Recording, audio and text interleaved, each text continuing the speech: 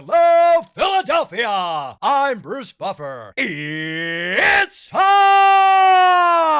for the Anthony Gorgano Show! Good morning, everybody. Well, a happy Friday. It's a real football Friday. First one as training camp opens, and this is our first Football Friday for many to come. It's our happy place, Football Fridays. We love them. This is the Anthony Gargano Show. And, of course, we're presented by the Bet Park Sportsbook online casino app. Download it right now. Lots to get to. In addition to football, wow, we got a monster series. Phillies, Yankees this weekend. There's something about the Yankees that I just love. I mean, the fact that when the Phillies play them, I hate them. They're the evil empire. But I love the interleague play for this, right? Like, we just saw the Red Sox, right? We hate them. Now we got the Yankees. And as much as we hate the Mets, I mean, the Yankees have always represented, like, the regal baseball. They're the Cowboys, right? Like, when you think about the Yankees, they're the Cowboys in every way, except they're still good, right? Like, they're still relevant, unlike the Cowboys. But when I'm growing up, there was always the kid that was a Cowboys fan, a Yankees fan, a Lakers fan, right? Like, that was always how it worked. The front runner. That was who that person is. So now we get Phillies, Yankees this weekend. I'm pumped up for it. Like, to me, it's one of those circle series that, I can't wait to watch. I'm looking forward to it. Tonight, unfortunately, it's Walker tonight up at Yankee Stadium, and you got to face the Judge, who is just ridiculous, right? Like, he's just a ridiculous hitter. No holes, the whole thing. I mean, we're seeing something like iconic of all time. But I love it. Phil's Yanks, it brings me back to the 2009 World Series. Pedro Martinez. Chase was incredible in that series, hitting the home runs. He was all over the place. Cole had that bad sophomore year, the year of where he was on the rubber chicken circuit. But it was a great series. They were so close. That series, if the Phillies could have beaten the Yankees that year, and, I remember Pedro being sick in that fateful Game 6. If the Phillies were able to beat them, that would have solidified themselves as a dynasty, right? Like, because you beat the Rays, and you come back and beat the Yankees. That was a tough one. But it was amazing theater, right? Like, it's Philadelphia, New York, and, we hate the Mets, but the Mets are like the trash team of New York, right? Like, that's what they are. Whereas the Yankees are regal. So I can't wait for this series. I know you can't wait for this series. VG.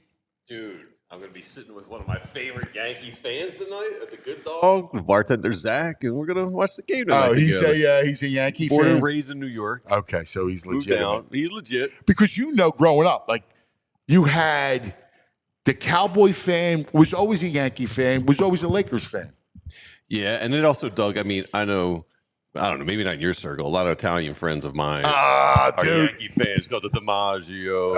My grandfather was a Yankee fan. Yeah, dude, you're right. Yes.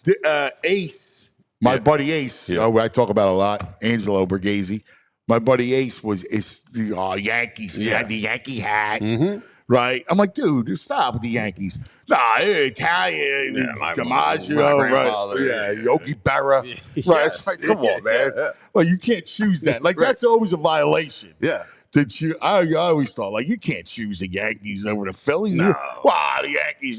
Bleep the Yankees. Yes. And even, like, it's the one hat you'll see, the one baseball hat that you'll see everywhere. Is the Yankee hat. Mm-hmm. Like, we were in Italy, we saw the Yankee. I saw the Yankee hat like 5 times. Yeah, I mean, they're it. They're the class of baseball. I mean, they're the Lakers or the Cowboys. Yeah, I love it. I was watching old highlights this morning. I was watching a lot of Cliff Lee this morning. Were you really? How great was he? Remember the pop up? Yeah, we might have some back in the day, right? Like, and then the between the legs ground ball. Yeah, like that play was one of the most amazing because he just sticks his glove behind him and snatches it. And then the pop-up behind his back was... It's like when I was watching the highlights of it today, it's almost like that Jordan in the zone game. Like Lee was just striking everybody out, making crazy catches. Dude, he was ridiculous. Yeah. He was ridiculous that year. That whole year, he was amazing. Which is still one of the awful what-ifs. I know Tyler Zulli did a what-if. We did that last week, and... one of the what ifs is like, what if you didn't trade Lee for 09? Yeah. And you had Lee 09 and Doc. Or 2010, because that was the season. Remember, they get him back in 11, but you traded him in 2009 to get Doc, and it was just about payroll. I mean, Ruben wanted to keep him, but it was about payroll. Dude, I would have loved to seen that. Yeah, because you'd have another year of the Aces. Cliff Lee, like he was for a small stretch dominant. I mean, you know, he was always strike one. Like you want to talk about pounding his zone. He was always and he was tough. He threw hard, right? He had great command. He was a terrific. We were pretty lucky, man. When he was good, he was we great. see some good pitchers here, which is more than most franchises. Yeah, no, without a doubt. But I remember that series. Chase was the man during that series. That was a fun. Hey, Linda is down the shore right now on the chat. She said there's Yankee fans everywhere, Yankee hats everywhere at the shore. Yeah, I hate that hat. Now they had the red one. Everybody wears that red. I see it in every color. Oh yeah. Yeah. Do you know that red hat? The red one. Ugh. Yeah, it is an ill. Yeah. I freaking hate them. Your father's a half a Yankee fan, Joey. I know he does. I know he likes the Phillies, but he's like Yankees. His father. There you go. Joe Marone Sr. Yeah, man, it fits, man. It tracks. Yeah, Italian. I go, no, man, you got your old Phillies. Like, you can't like anybody else. I say it all the time. You can't have an American League team. You can't like you might have an affinity towards something benign like the Mariners. My buddy. But this Yankee, like you can't like the Yankees. My buddy John Bo Mariletti, another one. You Yankees, always a Yankees hat on, and because his grandpa. It's like I get it, but no. And I will say, I covered them like in '97 when they won the World Series. I did a lot of. I was around them a lot, and then I did the opposite teams, and I traveled with them during the playoffs and during the regular season. I did a lot of Yankee games, and you know it's hard when you're there, and that especially the old Yankee Stadium. The old Yankee Stadium was pretty awesome. Like you felt like it was a cathedral, like a baseball cathedral, and. I'll never forget, it was Easter Sunday, and I was covering the game, and I'm looking out, and it's one of those spring days, 72 degrees, bright sunshine, and I remember thinking at the moment, remember this moment because you're at Yankee Stadium, it's Easter Sunday, it's a beautiful spring day, and just remember where you were. Right? Like, because there's moments during my career where I've been like, I remember this because someday you're going to look back on it. And I remember that day, and I remember going down to the clubhouse and talking to Jeter. And, like, they were awesome. Like, I hate to say it, but they were great. Like, Derek Jeter was one of the most respectful athletes I've ever got to know. Like, he was a great dude. Like but they all were. Right. Mariano was a great dude. Posada, like who's the outfielder left? Bernie Williams. And like they were likable bunch. They were. Yeah. I hate to say it, but Joe Torre was the manager, and that's another the Italian thing. Yeah. And Torre was like just a gentleman type of guy. Like old baseball, like you felt like it was a baseball cathedral type. Yeah, and I remember being jealous, going, "Man, I wish the Phillies like we're like this." And that was during the dark days of the Phillies. Yeah, you see it on MLB. A lot of the old players, they'll talk about the old Yankee Stadium, be like, "Oh, I was standing in the same box as like Babe Ruth, or the same box as Mickey Morandini when I went up the bat. I mean, that's Mickey Mantle, not Mickey Morandini. Yeah, Mickey Mantle. Yeah, well, You got maybe Morandini. You got Morandini played Morandini on the brain. I got Mickey crazy. I got Moniac, Morandini, Mantle, all the mix yeah, everywhere. that's right, Moniac. That's right. You're a Moniac guy. Yeah, I mean, hard not to be. But yeah, there's something about the franchise. I mean, I hate them, but I know there's a regal. Yeah. There's something. So I love the fact that we're playing I love this the weekend. pinstripes. Yeah, it's classic, right? Like no, it's hard. It's like the devil, right? Yes. The devil's tantalizing. Mm-hmm. Like the devil doesn't come to scare you. The devil kind of try to woo you, right? Yeah. And that's the Yankees, The serpent. right? Yeah. Like they're whispering in your ear. And George is just. When you see him in the box, he looks like he's 12 feet tall, Aaron Judge, man. Yeah, dude, he's ridiculous. So, he's coming in with the bat. They got the basher. I mean, yeah, like he is modern day, that old fable of the big slugger. Yeah. Like a Bugs Bunny cartoon. Yes. He comes does. up the bat. Square shoulder, square head. Yeah, dude. Like, and he's a great athlete. Like, steals bases. Yeah. There's nothing he can't do. He's also I like Judge. I know. Likable. He's a very likable guy. Yeah, it's amazing. Well, I think all three of the base. I love where baseball's at when it comes to the stars, because Acuna's like great dude. Mm-hmm. Otani, Yeah. They got a good bunch of people. They really are. All right, let's go. The big story of the day, the big deal of the day is Phillies and Yankees, and that's presented by Cherry Hill Jeep, a folk auto dealership. That's right. Now let's go to our man. We love him. One of the great voices, great sportsman, and new father. That's right. Our buddy David Murphy. Good morning, Murph. Morning. How you guys doing? We're What's up, good. I'm starting to feel a little bit more emboldened because we got Eagles camp. All right, it's back. So that excites me. And Phillies, Yankees. I mean, Dave, we just got done talking about what that means. Like the Yankee thing's real. Yeah, I was listening to Greg. He sounded like the soldier in Braveheart talking about William Wallace when he was talking about Aaron Judge. Yes. Yes. He's 7 feet It's tall. a pretty good comparison. If he were here, he would consume the English with fireballs from his eyes and bolts of lightning from his arse. Shooting bolts of lightning from his arse. That is absolutely Aaron Judge, though. I mean, he's just there aren't too many people that are of mythical proportions. And, Yes. He is absolutely it. He's the personification of Casey at the bat, right? Yes. Like the big hulking slugger. Or if you're Greg, Mickey Morandini at the bat. The guy is all about Morandini. All about the Moniac. I keep saying Morandini. It's hysterical. Moniac's got like 15 dingers this year. Dude, Ever since we were May talking about 1st, his slugging, he's like second in baseball in slugging. He's having a stretch. It's actually hilarious. I mean, poor Dave Dombrowski. If you look, Gregory Soto just saved the game last night for the Orioles. Cody Clemens would be like the second leading home run hitter on the Phillies. This is not exaggerations either. He would legitimately be tied with Castellanos for the second most home runs on the Phillies. You got Moniac hitting dingers. You got at least O'Hoppy's been struggling a little bit. Right. Yeah. He caught a break. I always called Dominguez Bastardo for whatever reason.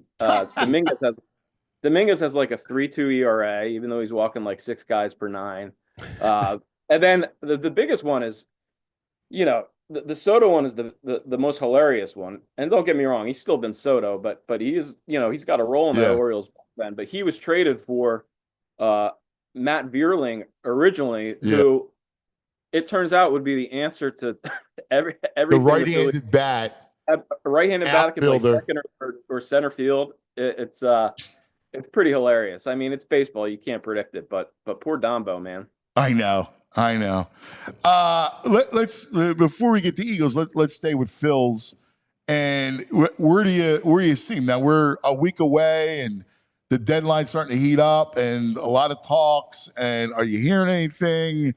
What are you looking for? And then we just got the whole Luzardo thing Wednesday night, the meltdown again. out of the stretch, which is another worry now. Yeah, I mean, my sense is it's going to be exactly like the last few trade deadlines where, Middleton especially wants to make a move. Yeah. But at the end of the day, the prices are the prices, and you're going to get to a point where, you have to make a decision. How much are you willing to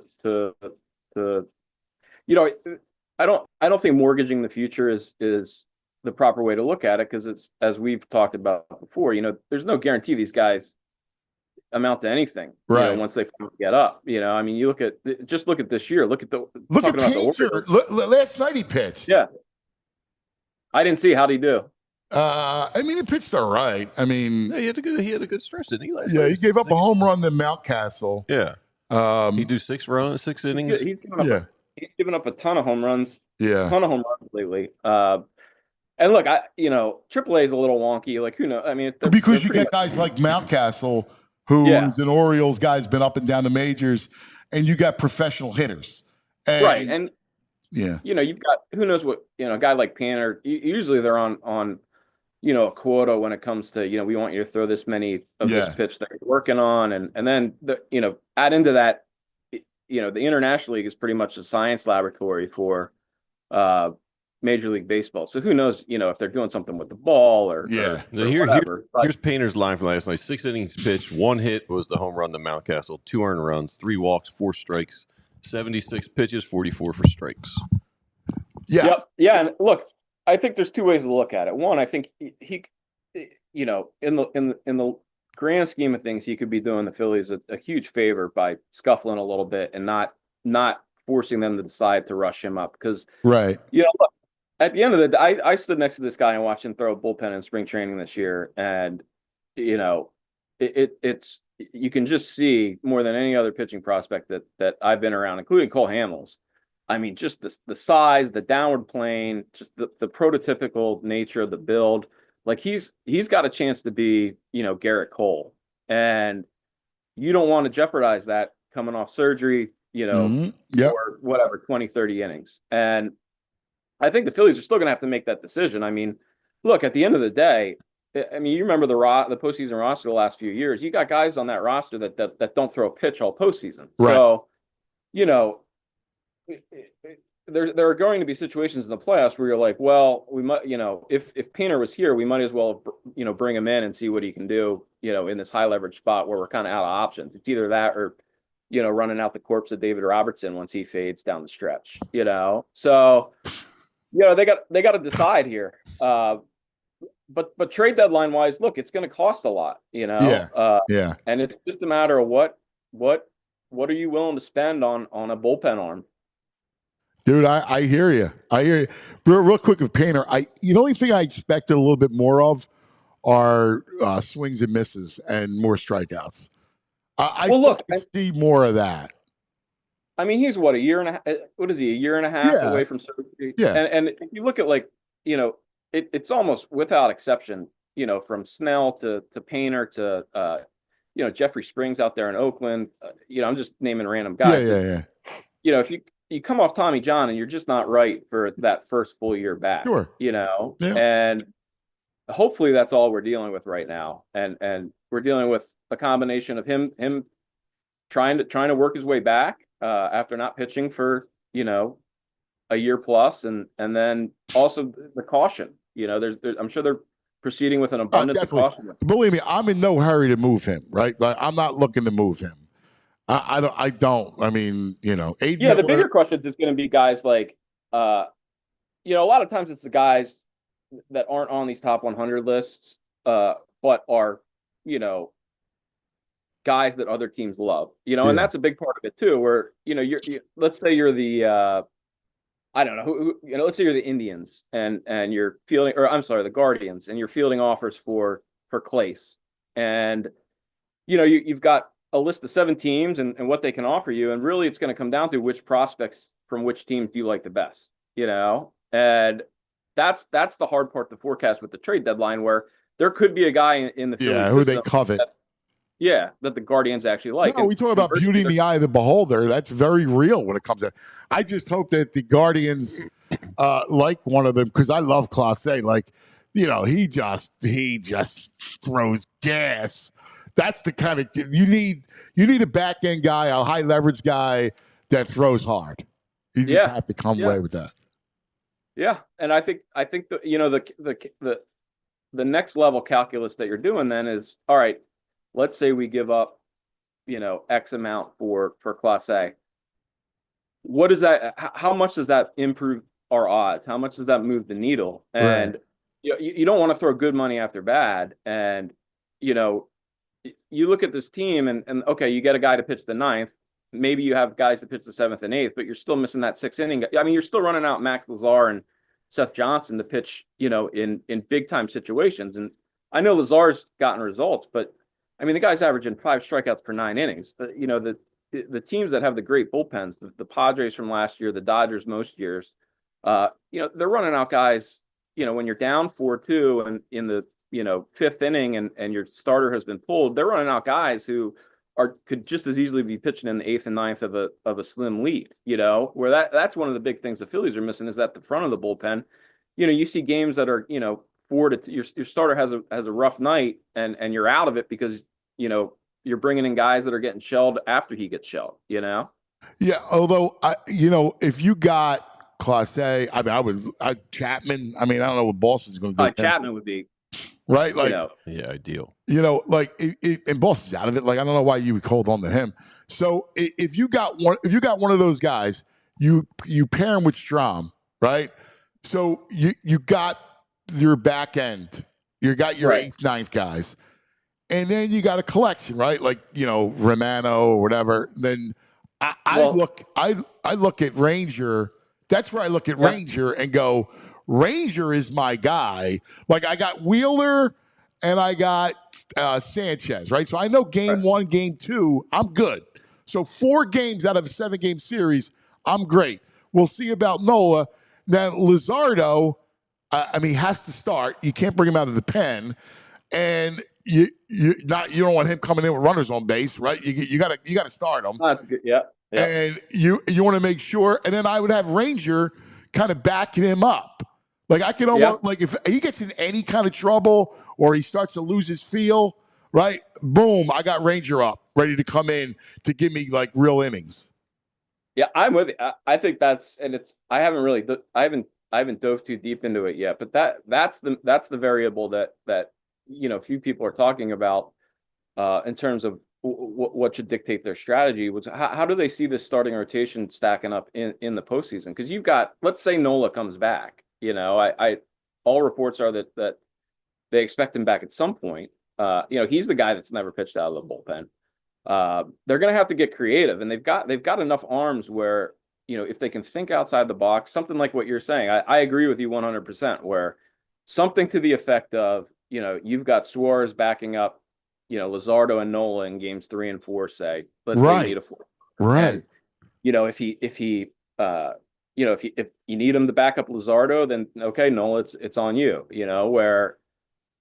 but then there's another question, like, is there a way to do it where, I don't think the Phillies are this forward thinking or this risk tolerant, but, if you did something like the Rays or even the Dodgers, or let's say game 2 is a bullpen game where, quote unquote, bullpen game where you tell Nola, Luzardo, and Suarez all, hey, prepare as if you're starting. You're going to pitch 2 innings apiece in games 2 and 4, on 3 days rest or whatever. That's the kind of stuff that, to me, they should be thinking about, because they've got so many arms, but they don't necessarily fit into this conventional, 4-game, 5-game series. Yeah, the only thing I don't like about that would be because if you have Luzardo and he's dealing, which we've seen, like, he's got great stuff. I mean, I know he ran into trouble the other night and he had the tipping the pitches thing.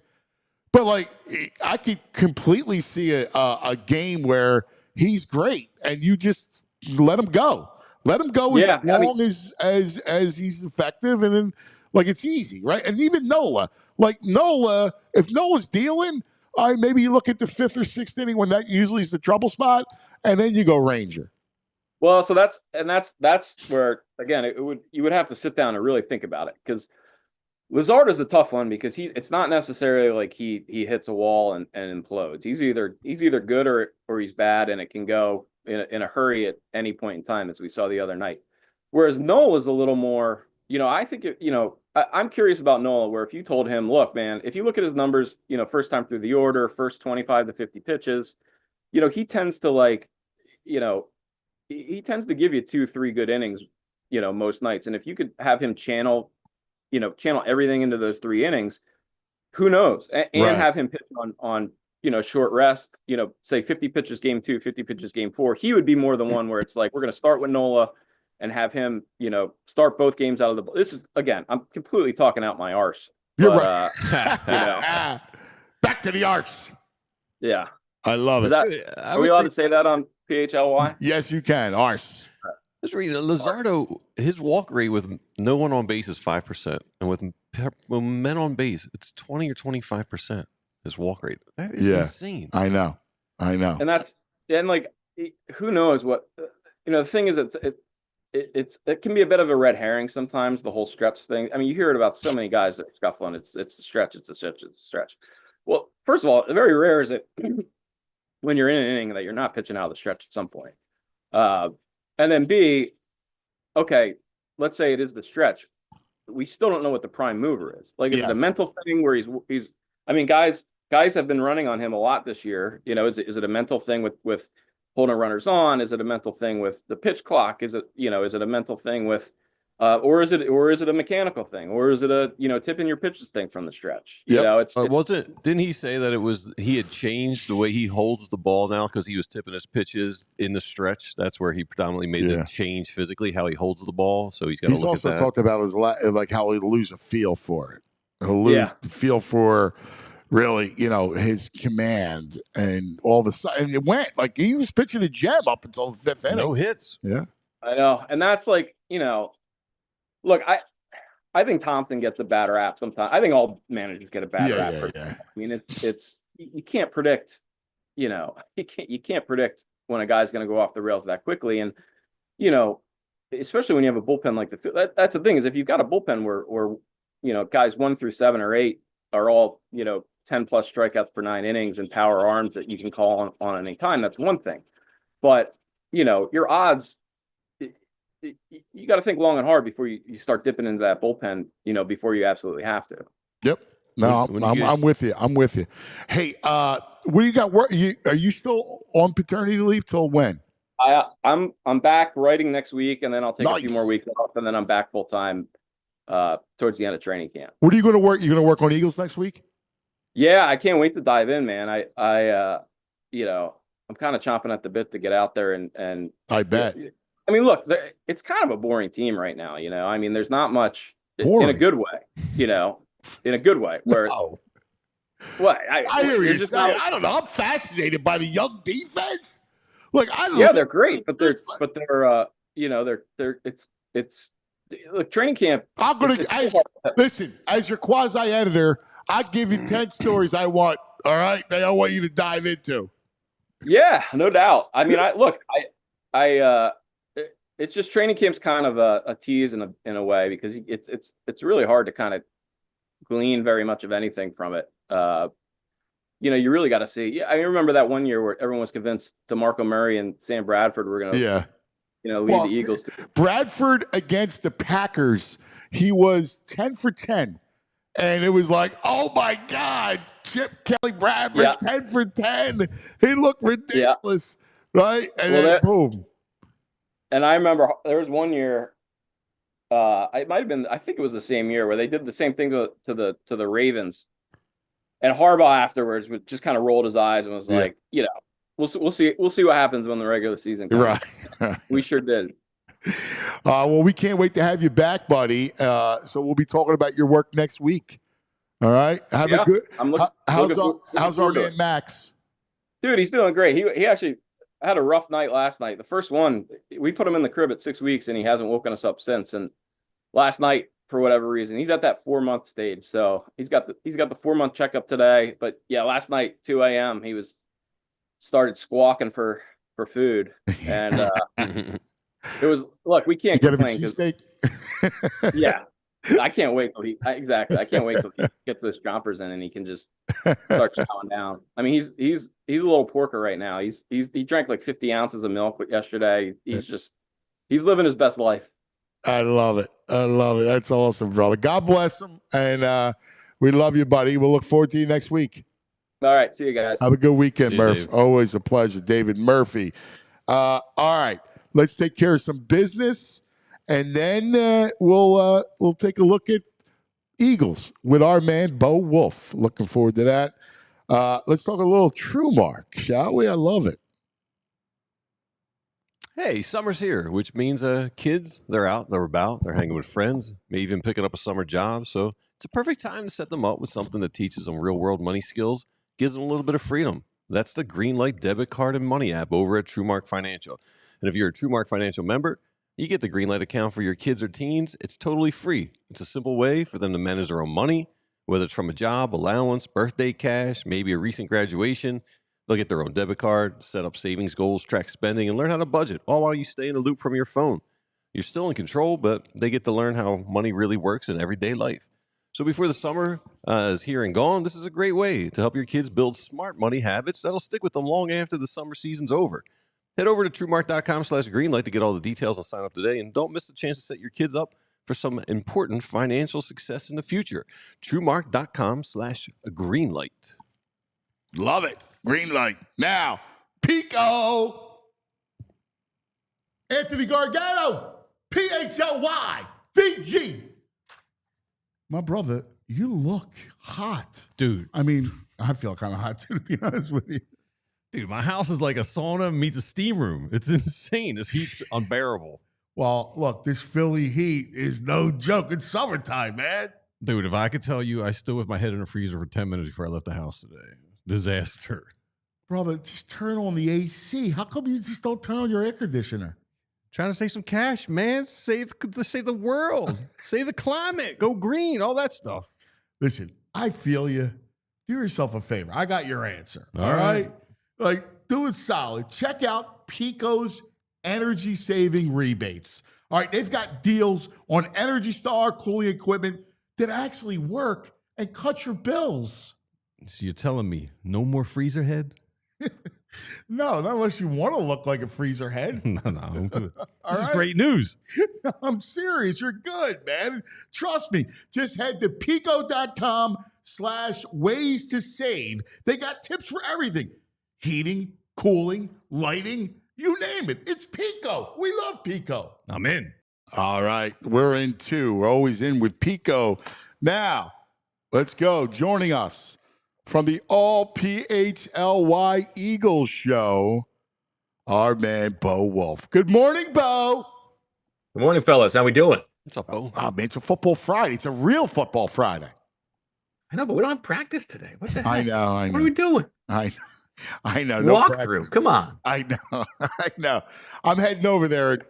I'll be over there at 1 o'clock. All right. I'm going to, right after the show, I got to get over there. So You're going to get some juice. I like that. yeah, I got to go see He's got to look over the Go offensive playbook a little bit. I got to go see the Yeah. fellas. Cuz is going to check out the offensive playbook and tear out every play that's a pass. No, that's not true. I actually, That would be me. that's him. Yeah. I like to run. I mean, I like to run. But, during the Andy days, I was pro pass. Okay. I think the way the game is cyclical, that I love, the run game, right? Especially this kind of run game and the personnel you have, right?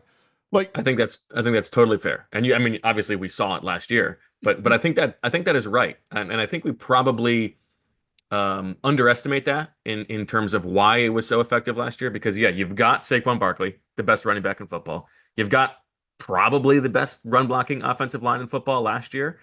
But you've also got a league that is now pretty much all designed to stop the pass, right? And so if you are zigging when everybody else is zagging, it was obviously effective last year. We will see this year if it is still the case. Maybe teams will be a little bit more prepared to play against an Eagles team built this way, and then maybe you flip the switch and it's more bombs away downfield.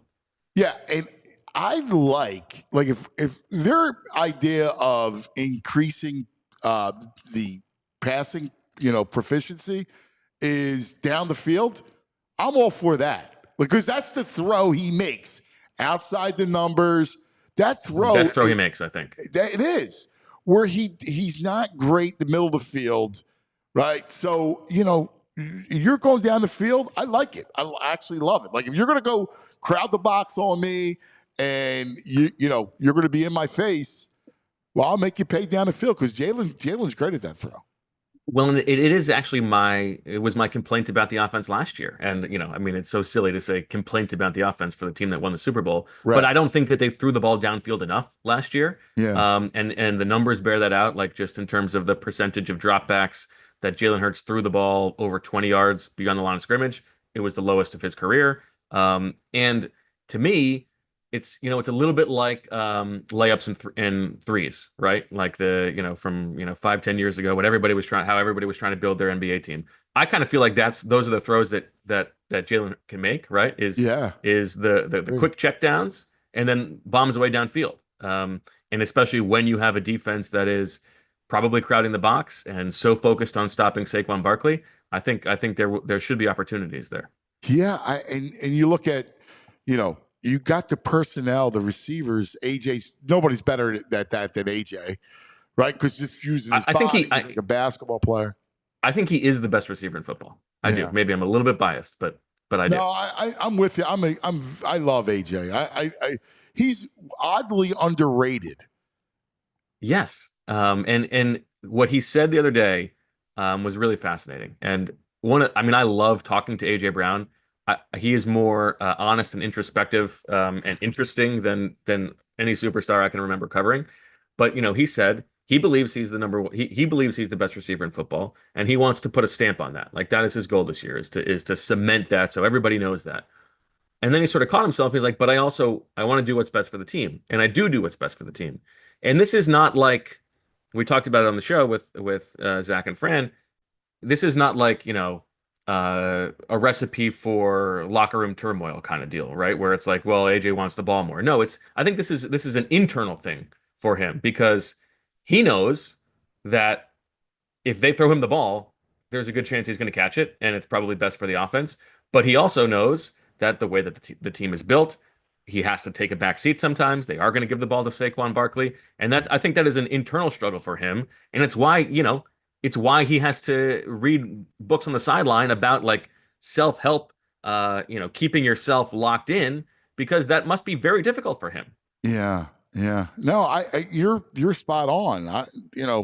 I think that all contributes to it. Devontae's another one who just deserves the ball. I mean, He's terrific. And it's funny, even Jihaad Dotson, his strength is down the field. So they had, and Barkley on a wheel. So you got like four guys literally that can actually make plays down the field for you. And I thought Zach made a good point this week where, heading into last season, we were talking about, okay, they just paid AJ and Devontae. They just gave them their long-term contracts. So in theory, they will be less eager to make sure that they get their touches, right? They've been paid. And you're bringing in Saquon Barkley. Maybe they will have to take a backseat sometimes. Well, now they just paid Saquon.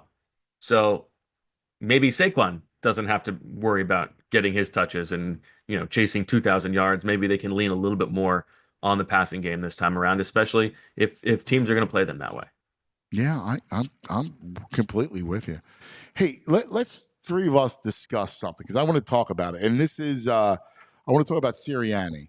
And I want to talk about the PFF ranking because did you see the coaches ranking for PFF? No, I got to tell you, I am generally closed off to PFF. Yeah, which is fine. I just bring it up because Sirianni came in at 8. All right. And then we got into a little bit of a debate here at the studios.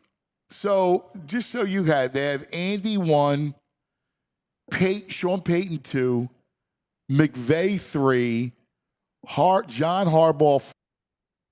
Yeah.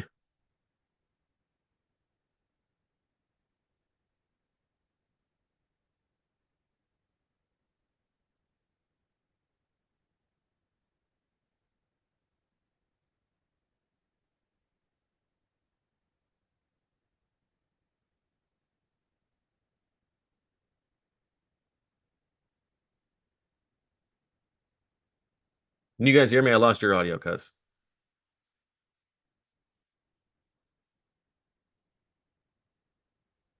You got I got us? you back. Yeah. I got you back. I think when the screen went off, I lost you. Oh, okay. Yeah. So real quick, just in case you didn't see it, Andy's won. Here he goes. Peyton 2, McVay 3. McVay, John Harbaugh, Tomlin, Jim Harbaugh, Shanahan. I think it's fair. What's your gut reaction to that? I mean, I think some of those guys ahead of him are a little bit overrated, but I don't think in general that's unfair. When we have talked about, like, you know, where Nick ranks in the league, to me, I don't think that Nick is the right coach for every team. I think if you were doing these rankings for you know, generic team that you don't know what the roster is going to look like, I think Nick would be lower than he is for this particular Eagles team. I think he is the right coach for this team, where the roster is loaded, and so much of what is important is making sure that everybody is pulling in the same direction. That you know, we can make too much of the culture stuff sometimes, but that the culture is right, and that everybody is ready to play all the time. And I think he is very good at maximizing an already quality roster. Now, there are other situations where, you know, you need the coach to be more of an influence on the offense and to be designing, you know, a better scheme, or you need him to be a little bit more involved in player acquisition. He doesn't need to do that here because you've got Howie to run that stuff. So I think in this situation, he's a perfect fit for what the Eagles need. Yeah, I also think so. I agree with that assessment. So my man Eddie Wright, what does John Harbaugh do better than Nick Sirianni? And it's like, dude, I mean, you got to give respect to men that have been doing this for a long time, that have consistently won and turned over, you know, franchise like year after year, rosters turnover, and you're still in the mix. Like, I'll be honest with you, it's a hard job, man. Like, when Harbaugh is a brilliant coach, he's a great coach. That team has been a contender for. They play hard. They do. They're always there, and they're in the toughest conference.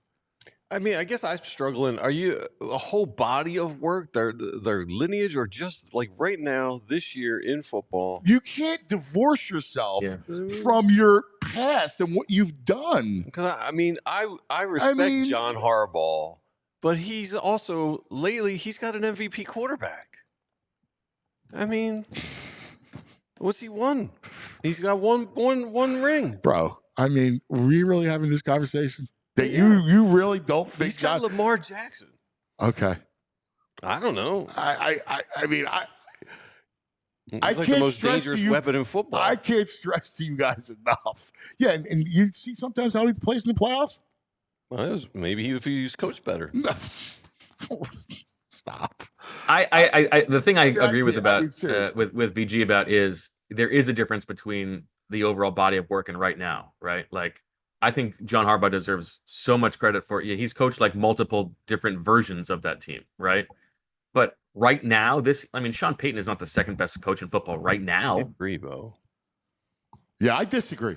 A guy like Payton, guys just don't lose it. Like, everybody goes, well, Tomlin's overrated. No, he's not. I think Tomlin's great. Yeah, he's not overrated. He didn't have a quarterback, right? Like, you're not going to win every year, right? But if you're in the mix every year and you know how to build a team, like, it's impressive. And I love Nick. I do. We used to argue about it for last year. But he's in the perfect situation.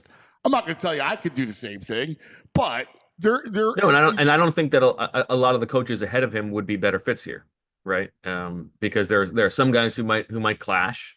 Well, right. You have a strong GM and a strong front office that runs it.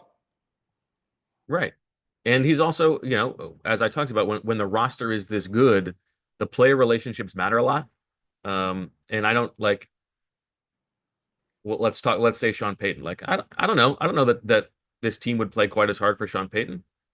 Yeah, but I don't know that they wouldn't. Like I listen. Yeah. Let me tell you something. I despise Sean Payton. All right. Now I'm serious. I don't like him.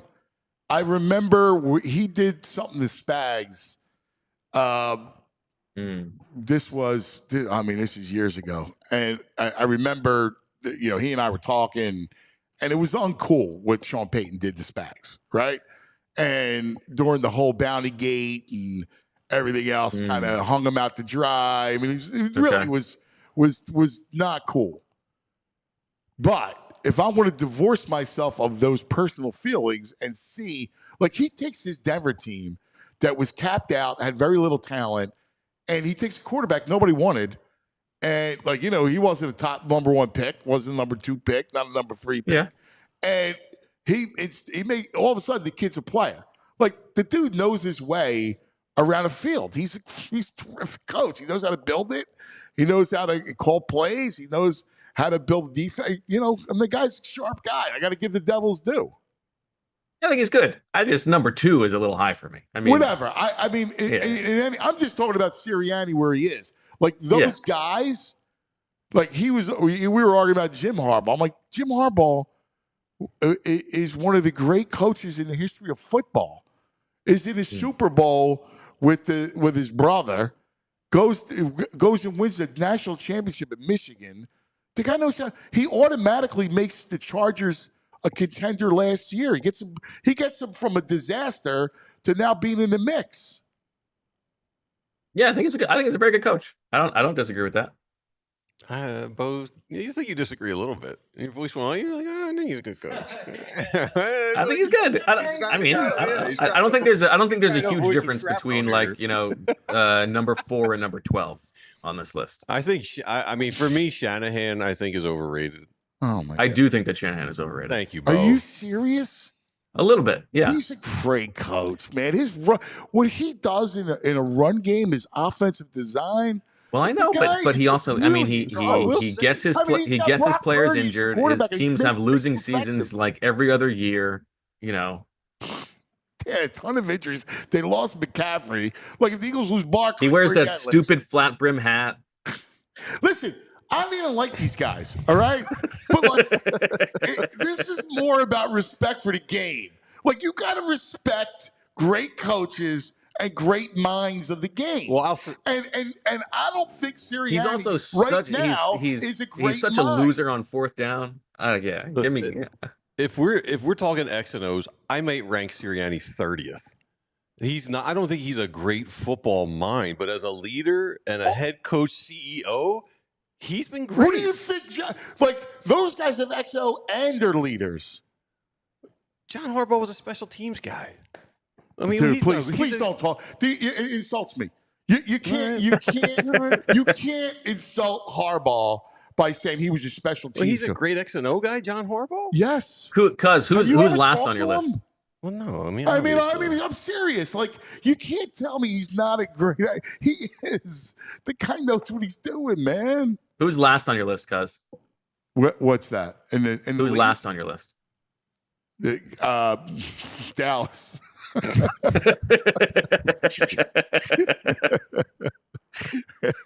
another loser from that tree. Yeah.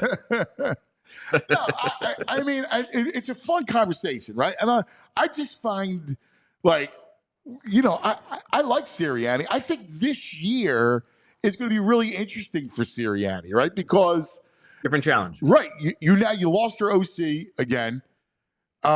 And it's like, all right, so he's going to have some play in his offense. He's going to have to, work with Patullo. And I know Kevin's been here and all, but you got the quarterback thing. And I don't know where's. Well, I think if you want to gas up Nick and, push him up that list, I think one thing you can say is that, it feels like it's been the same era here because it's the same quarterback with Jalen Hurts. But each of these challenges as a head coach has been very different, right? Yes. The first year, you've got, okay, we are just building from scratch. This is a roster of leftovers, and we're just going to try to maximize. And you get the flower analogy, and you get this team overperforms and gets to the playoffs. Great coaching job. Year 2, okay, here comes this infusion of talent with AJ Brown and CJ Gardner-Johnson and all these guys who come in, Hassan Reddick. Can you make the most of that? Absolutely. They look like the best team in football, and they very well might have been. Next year, okay, how do you rebound from the Super Bowl loss? And, it started well, but then they collapse. And so not great. He almost gets fired. How do you rebound from almost getting fired and like the late season collapse? Well, you go win the Super Bowl, right? So all of these teams are different. And now the challenge is, how do you deal with success and being hunted? And, he has given us, like, we're not thinking about next year. This is a new year. We're starting from scratch. We'll see how it goes. His messaging. But I think his messaging is really good, and he's really sharp. I think so. He's had unparalleled success, right? Like, it's unrivaled success what he's done. I also think he's also the only coach in the NFL, I believe, who has overperformed the Vegas preseason win projections each of the last 4 years. Okay, so I again, I like him. All right, when he and I would argue about him, I liked him. Yeah, VG, you've come a long way.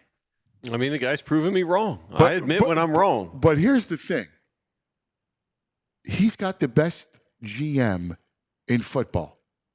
And when you have an O-line and a D-line, that's everything in this sport. It's everything. And how we put together a team that has consistently the best offensive line and a big-time D-line, right? Like, it's not to take away anything from Nick, but those guys, that's why I use the whole body of work. Like, those guys have had to do it with makeshift O-lines, with no DE, with this, with that, like, over the course of a year, right? Like, over the course of years. So, that's where I have respect in those other guys. And I think, hey, Nick in 5 years could be number, 1 or 2, right? Like, you can see it. But I think you have to put a lot into time. I think that matters. And I also think, you could make the case that, do they win the Super Bowl if Vic Fangio is not the defensive coordinator last year? Right. And Nick is not the one who hired Vic Fangio. That was a Howie thing, right? And so from a staff building standpoint, he had to be brought along there. The flip side to that is he deserves credit for being able to take a back seat and sublimating himself a little bit for the betterment of the team. So, it's he deserves a ton you of credit, can right? you can argue on both sides. Right. He deserves it. The one thing that I will never argue is that he deserves a ton of credit. But if you're talking about who's the most responsible for it, it's Howie. I don't think there's any doubt about that. And with those other guys, it's unquestionably the coach. I'm trying to think of them. If you go through everyone, all their successes come from the coach. I think that's, most of those guys, yeah. I would have to look at it in but front again, of me. Those are guys that are veterans. Well, it's like, to VJ's point, it's is it Lamar with more than John Harbaugh, or is it, Drew Brees. Is it Mahomes more than Andy? Like, but yeah. No. They help. But and you got to manage the room. You got to manage those egos and stuff. That's not to be overrated. All right. Yeah, again, I look at it and I think it's I think it's a great conversation. Yeah, it's good. Nick is a lightning rod for the whole league, right? So he's always going to be in the middle of these things. After what I heard about yesterday, he's always going to be number one in my heart. He started off practice with 3 Ozzy Osbourne songs. There's no, you can't. I will defend him to the death now. There you go, buddy. There you go. Hey, what are we looking forward to tomorrow and the coming week? What are you looking forward to seeing? So tomorrow, they'll be back at practice. I would hope they're going to be in pads tomorrow, but maybe not until Monday. We will see. I think Monday's the day. That makes more sense. They'll get the little ramp up there. Yeah. Listen, the story of camp so far, it's been 2 practices, but it has been Jihaad Campbell. The fact that he's even on the field is a huge positive. He's also looked very good. We'll see if that continues. We'll see when he gets worked in with the first team defense. I would not be surprised if it's not, very soon. Other than that, I just want to see these guys in pads, right? The competition between Keely Ringo and Adoree Jackson, the competition at safety for who's going to start next to Reed Blankenship. Tyler Steen has looked fine so far, but that doesn't mean anything until they're in pads. Stay healthy. That's what matters. Yep. Yeah, I'm with you. Football Friday, Bo. Let's go. Good stuff, guys. All right. Thanks, Bo. buddy. 2 o'clock, all PHLY Bird Show. Love it. All right, let's take care of some business. We got Jeff McLane coming up. Nice. A lot of birds. Yeah. All right. Hey, let's talk about Cherry Hill Jeep. All right, my man Dante. All right, Cherry Hill Jeep. You're looking for a Jeep. You're looking for a Ram. There's only one dealership in South Jersey that's been the market leader since 1967. That's Cherry Hill Jeep, a Folk Auto dealership. My man, Charlie Folk. They got you covered. Great selection, the best prices. Right now, take advantage of this. This is a true zero offer, all right? Zero. Zero down payment, zero first month payment, zero security deposit, now through the end of the month, July 31st. Get in there. Zero. Sign. Drive. Zero down. That's real. Slide into that 2025 Jeep Wrangler, $289 a month. Every Wrangler delivers strong drivetrains, innovative engineering, quality components that underpin this icon's legendary heritage. Tooch has a Jeep Wrangler. I like the way you say drivetrain. Drivetrain. That's football. I don't know why when I talk, that's so stupid. Sounded good. I have to get all dramatic. Pull away the most luxurious and functional SUV, the 2025 Jeep Grand Cherokee Laredo. Also included in the True Zero offer. Dante's got you covered, man. All right, you got to get there. Stop in today. You tell him I sent you. You'll get and receive an additional $1,000 for your trade-in. You get another $1,000 off. You also get a discount, the Cuz discount. Just tell Dante, I told you to go there. He'll take care of it. All right, you can drive home your new Jeep or Ram truck today. Just minutes for all the bridges. Available online 24/7. CherryHillJeep.com. That's CherryHillJeep.com. Look, I know people buy Jeeps and Rams elsewhere. I just don't know why. No reason. No reason whatsoever. All right, let's talk about the BetParx Sportsbook online casino app. Yeah, it's ready. Tonight, Fightins. Are you looking at what's the line for tonight? The Yankees are minus 162. Ooh. I like those BetParx game combos. You get the Phillies and over 10 pays 280 plus 285. It's 10, the over-under? Yeah, Will Warren's ERA is just under 5. Yo, that short porch Schwar bombs tonight? Yeah. Ida. We got a Schwar bomb, Ida? Can I get a Bryce bomb? A back-to-back again? Nurse Ida's in the house. Oh, nice. And Jake, my man, her son Jake, great dude. Great people. Summertime, the beach, the boat, the lake, the great outdoors. Enjoy casino betting, sports betting wherever you are all summer long with that Parx Sportsbook online casino app. Again, Fightins tonight, Walker against Warren over. I got the Phillies team total. They're going to score off Warren. Yeah. All right. I see the bats tonight. Let me see what I don't know if they're going to win, but I can see them scoring. It could be like 8-7. It could be a high team scoring total. Game. Phillies are 4.5. I love a 5 spot tonight. Yeah. I also like the Tigers tonight, and I like the Reds tonight. Who's pitching? Scoopel pitching? Your boy? No, Tigers. Montero is going up against Berrios of the Blue Jays. I don't know. The Tigers, they're due to win a few games in a row. Okay. And Reds got Martin now. And Berrios is a guy who's a right-hander who gets hit by lefties, and they have great lefties. Tigers. Cool. Right? Yeah, So, I like those two. I like it. Here you go. VG's back in the winning column. Don't forget all the great casino games. Huff and More Puff, Mega, Fire Blaze, Dwarves and Goblins. He's a Dwarf and Goblin guy. He loves the Dwarf. He loves the Goblin. Squid Games, Money Horse. They have all the fun games. New Year's get up to $1,000 casino bonus back if you're down the first 24 hours. That's right. Check it out. You're going to love it. You got to be 21 in PA, New Jersey, Michigan, Maryland, Ohio. BetParx.com has all your details. You love to play. You play to win. You bet. BetParx. Gambling problem? Call 1-800-GAMBLER. All right. Now, joining us from the Inquirer, one of my favorites, I love him. We go way back. When he first started covering, he's the man. Been there forever covering this team. Is just, I like Con, Philadelphia journalist. Jeff McLane is going to join us in 1 second. Andrew's about to punch him up. Look, I don't mean to get, the throwing the Sirianni conversation of coaches. I feel bad. Like Eddie Wright. Like I know everybody loves him, and you should, but I really feel strongly about respecting a body of work. I appreciate that. I really do. Like, there's a reason why guys have longevity. No, like, there's a reason totally why, understand that. and especially when they're in a situation where like Nick's in a great situation. He's got a great roster. And like every one of his years, he had a great roster. It doesn't take away from him.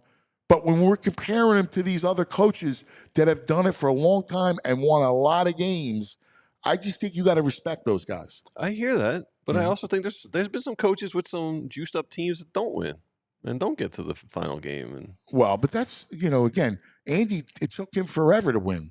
That didn't make him not one of the great coaches. You win a lot of games, man. Things happen in playoffs. I understand.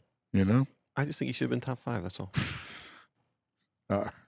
You got a Calabrese head. He still won't give it up. Let's get to my man. I love him to death. He is, again, one of the great, great journalists in this town, in the history of it. Jeff McLane from the Inquirer. Jeffrey! Hey, what's up, Ant? What's up, guys? How you doing? What's up, Jeff? We were talking about the PFF top coaches list, and Nick is in at 8. I'm just sick of list talk. Thank God we have football to talk about. Dude, I can't tell you. You are so. If I hear another top 5 quarterback, is Jalen a top 5 quarterback, top 10 quarterback? It's all eyewash. But we got in this conversation, and it was more about the challenge of who Sirianni is. See, what interests me about Sirianni is the story's fascinating, Jeff. Like, you've chronicled every moment of it since he's taken over this job. You know that he was out during the bye last year. Like, they were talking about when they were going to do it. And he was hanging on by the thinnest of threads. And, turn things around. And he's a fascinating story. Yeah, certainly. I heard enough to question whether Nick would have been back after the bye and was kind of pursuing that story. And the same goes for that previous January when they were out early in the season and they had that, kind of epic collapse at the end of 2023. So yeah, I mean, it's like, snatched from the jaws of being fired. Nick came out and they made several changes offensively and defensively, and the rest is history. So that is definitely an interesting part of what is now his arc here in Philadelphia. And it's an amazing story when you think about someone who had gotten that close to not being here, to getting a contract extension this offseason after winning the franchise's second Super Bowl. So yeah, Nick is an interesting guy, just based upon that alone. So yeah, we'll see how it pans out. But I think that you are right that, when it comes to like how he's viewed around the league, you have to not only take in what he's accomplished in this first 4 seasons as a head coach, which is going to the playoff each of those seasons, but it's, stepping back and kind of projecting what may happen here in the future of his career as a head coach. Yeah, it's an interesting story for me in many different ways. Let's look at the messaging that obviously it's all about, hey, last year was just a memory. Last year was a great memory, but it's to bed. And it feels like, and you're around those guys, it feels like this is a concerted effort to try to ward off anything. I mean, Maylov said it. Jordan said, talked about the hangover and not letting any of those thoughts creep in. Compare and contrast it to the year after Doug, when Doug wins the Super Bowl and the mindset that was going into camp that year. Yeah, I mean, like a similar sentiment was expressed by the players back then, but they had so much residue from, and maybe that's not the right word, but from that championship in 2017, 18, because they had so many guys coming off injuries and surgeries. They've had a few this offseason, but they had a lot that offseason. Fletcher Cox, Brandon Graham, these guys weren't, there was more than that, but these guys, I think Lane had something. These guys were not ready for the start of the season. Obviously, Carson Wentz was the big one, and kind of burying the lead there. The situation at quarterback is much different than it was back then. But you mentioned Doug Peterson as well, and these are two very different coaches in terms of temperament, personality. I don't want to lessen Doug's commitment to the job, but I just always got the impression that like Doug was going to come in and do it for 5 years and was going to be out. Whereas like Nick, he's a lifer. Yeah. He's going to do this till he dies. Nick, Doug, to his credit, came back and got the Jaguars to the playoffs. Obviously fired since then, but had those kind of like that hangover a little bit from the Super Bowl because of the injuries, and then you had the changes that they made in the medical staff. So there was stuff that they had done, and then of course, in terms of the personnel, how he kind of tried to run it back with a lot of the same personnel, and some of those guys were hurt coming off injuries. Jason Peters, Darren Sproles. Yeah. And he learned from that. And this offseason, he's like, hey, you know what? Milton Williams, Josh Sweat, Darius Slay, CJ Gardner-Johnson. Hey, we love you guys. Thanks for the Super Bowl. But, we think it's time for you to go. We're not going to try and run it back because, again, we've kind of prepared for that with younger players. So there's that difference. And then in terms of the messaging, similar, but I guess maybe I feel a little more that they believe it into their bones. From what I've heard from, as you mentioned, Yes. Jordan Mailata, and kind of echoed that yesterday as well, and certainly with Nick and his messaging since the beginning of the offseason. Yeah, I do too. I think it's important to talk about the temperament because Doug, listen, Doug was a 5-year guy, and the whole thing. That's kind of what his mentality was. He played in the league, he was under Andy, whereas Nick is a grinder, right? Like Nick's not a pedigree NFL guy. Doug was a pedigree NFL guy, and he was in the league for all those years. Whereas, Nick is a grinder. He's very energetic, and I agree with you. I think he is that kind of lifer, so he's going to do that. He also has, to me, besides Howie, and we'll get to the roster, but Nick also has Fangio, and I don't think you could say enough about what Fangio does for them, helping with personnel. And, that defense, being able to get younger at defense with that kind of upside talent is really impressive. Yeah, absolutely. Jim Schwartz was a very good and still is a very good defensive coordinator. I think maybe I'd give Vic a little bit of a slight edge. And Jim was very much involved in the personnel, maybe sometimes to a fault with some of the decisions that they made.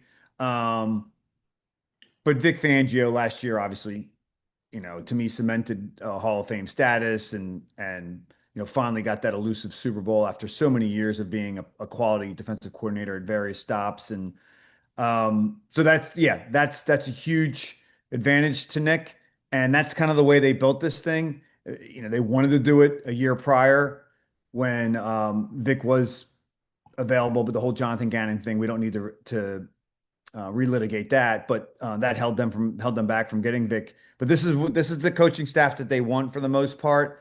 I should, as you mentioned, kind of what they have in terms of personnel defensive side, mention the big thing that Nick has is Howie Roseman 3.0. Yeah.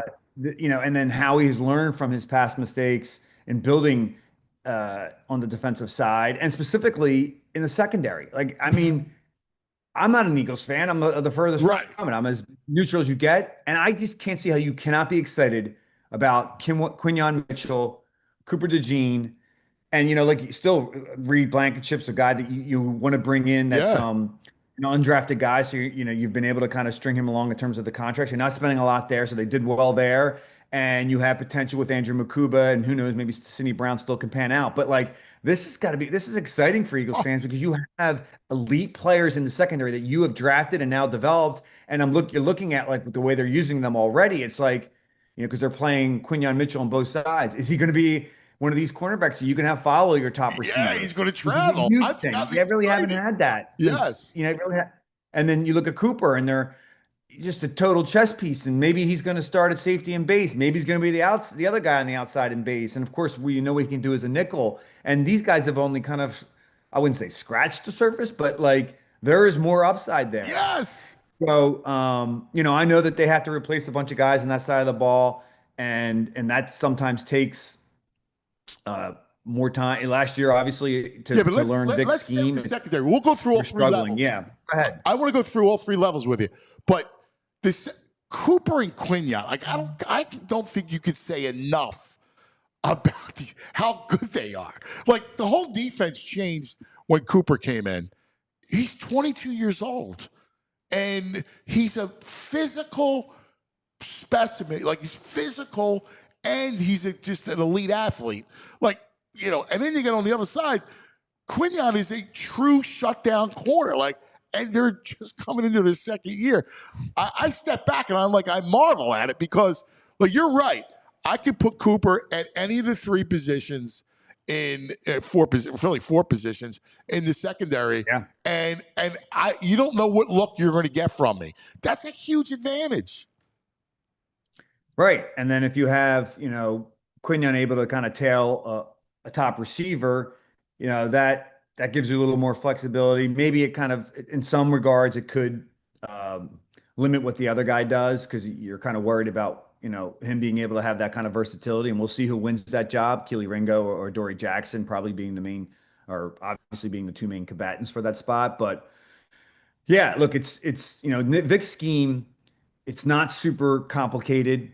It's really about presenting the same looks pre-snap and even kind of like a split second into the snap, and having the players be smart enough to pass off responsibilities in that zone, which a lot of his quarter zone, and just being smart enough to react quickly, move fast. And Vic talked about this yesterday because, obviously they still haven't filled the safety spot. They still haven't filled the inside linebacker spot. It's just like having, and the other corner spot, it's having the instincts, specifically at those middle position spots, to execute his scheme.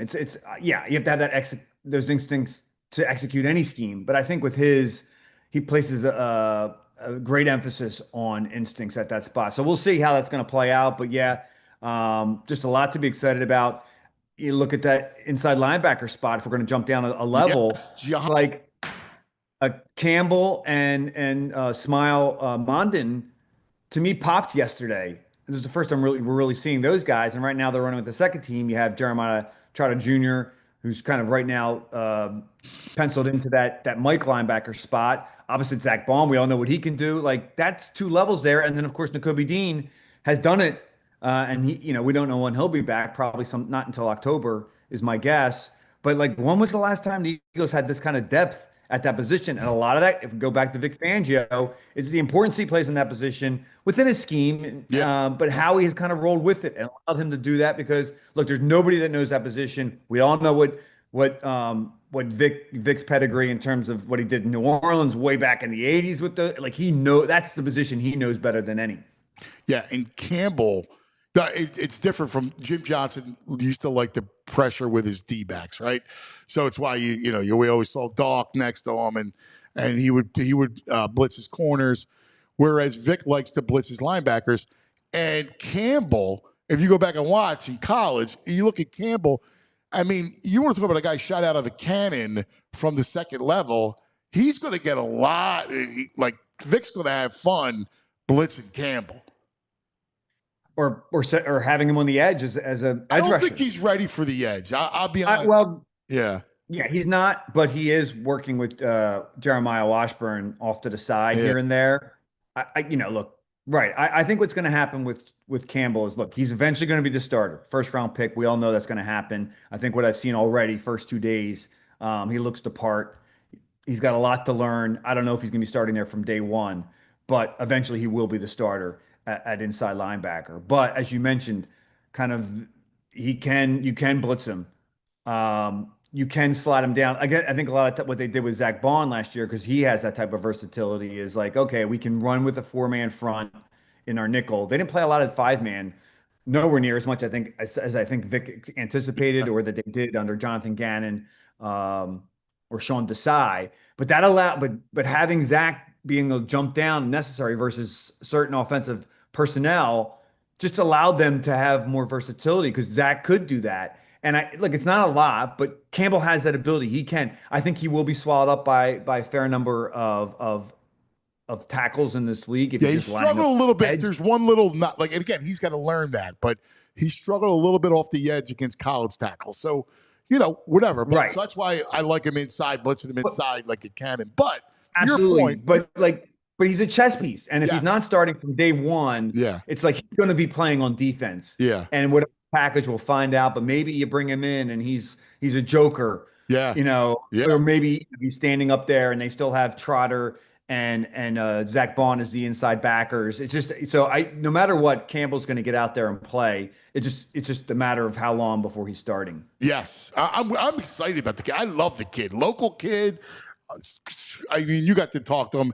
He's a sweetheart of a kid. It's a highly rootable, great kid, and I just think he's a player. I think he's a baller, just a football player. And then, and if I may interject real quick, like, hey, everything sounds great in training camp. We've been through this many times before. They got to go out there and do it. He has to go out there and do it. And there's a reason why he slipped to 31. Some of it was the shoulder. Some of it was there's a knee. There's a couple other things. So we have to throw that out there as well when we're talking about Campbell. Not completely a clean prospect, like let's say a Jalen Carter, who wasn't actually totally clean. On the field clean, off the field not as clean. Campbell off the field clean as far as we know. So we'll see how it pans out, but a lot to be excited on that side of the ball. All right, so let's get to the front, because the front obviously is where the questions are.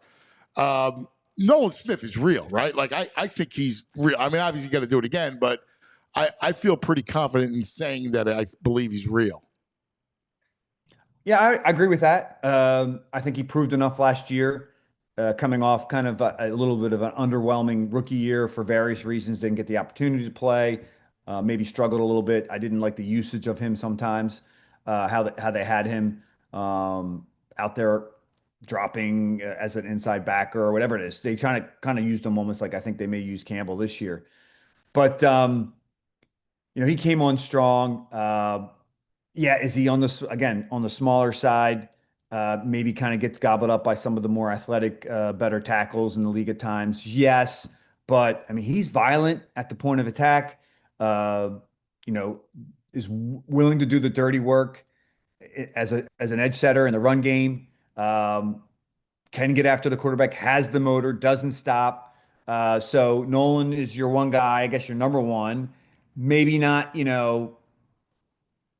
what you want from the number one in terms of like having done it and proved it, as like you had with Josh Sweat or the Hassan Reddick, guys like that. And with Jalix Hunt did it late last year, maybe a little wishing and hoping that he can be that complementary piece on the other side. So I think you mentioned the concern up front. That's probably a little bit of where that is. They went out and got Azeez Ojulari and Josh Uche. So they have guys that have done it in the league, maybe not the highest level, but they have done it on 1 year kind of show me contracts. But that would be probably the number one position I could see Howie potentially addressing at 1A and maybe 1B being defensive tackle if we move inside, because the depth there isn't great, because Milton Williams is gone, and you're kind of, again, wishing and hoping Ty Robinson comes in and contributes, and you're wishing and hoping that Jordan Davis, with all this weight loss, will be the first-round guy that they projected him to be. So it's different the way Howie's built this defense versus previous. All the investment typically would go into the defensive front, and while they have made an investment there, as always, it's just not as much as previously, because Vic wants more emphasis on talent in the back seven. We'll see how that plays out. So I don't know if it'll hurt them as much as, let's say, in a Schwartz scheme, right? When you defensive front, where you just need You you need need dogs dogs. up front, Yeah. and they have them. I mean, it's all Carter's. I mean, Yeah. look, he's the linchpin up front. A lot of it's going to depend upon him and him just drawing double teams and freeing other guys up. But Do he you has think been he's going to move practicing. him more up and down? Carter, Yeah. you can. I mean, another one. I wouldn't say use the term scratch the surface, but Yeah. maybe has more potential upside than even as we mentioned earlier, Quinyon Mitchell and Cooper DeJean, just because it's the size and strength and agility, and just kind of understanding more of what he is capable of. I don't know if he knows that yet. Um, but that being said, I just mentioned earlier, hasn't practiced yet because of the shoulder. I don't think that's a major thing. I think they want to be careful about how they use him in here in training camp, and it probably won't play in the preseason because he played a lot last year. There were games he played every snap last year, and I don't know if that's ideal. But hey, your best player, get him on the field as much as possible, and if he feels like he can do it, then I think they'll probably do it. Maybe not as much as last year. The Hunt, what's he look like? I mean, we saw him pop obviously in the Super Bowl, and I mean, he looks the part every day of the week. What are you seeing from him so far? I agree. And this is a guy, I was suspect of the pick at the Yeah. time, because it seemed like it was Howie kind of getting back to the types of picks that would maybe turn out to be mistakes because he came from a small school program, hadn't really done a lot at that position against top quality, was originally a safety, again on a little bit on the smaller side. But like again, his run in drafting picks these last 5 years is like even a guy like this, third rounder edge rusher, Mm-hmm. and he delivered late last year when they gave him more snaps. And I like what I see out of him energy wise. He's willing to mix it up. He had one rush in the first day versus Mailata, and he just like exploded right up into his chest, and Mailata had to like use his hands in his face. Probably would have gotten a flag under normal circumstances, and he got pressure, forced Hurts outside. It was just like it was impressive to see, and it just shows Yeah. me that like, where the Hunt thing, you worried about the size, whatever it is, but like I don't know. I think he maybe even is a little bigger Yeah. Yeah. than Nolan, and maybe as a pass rusher projects to be maybe more adept at that than Nolan Smith, dare I say? Yeah. Because Yeah. I think maybe Nolan has maybe the whole package, but Hunt is going to be right there with him.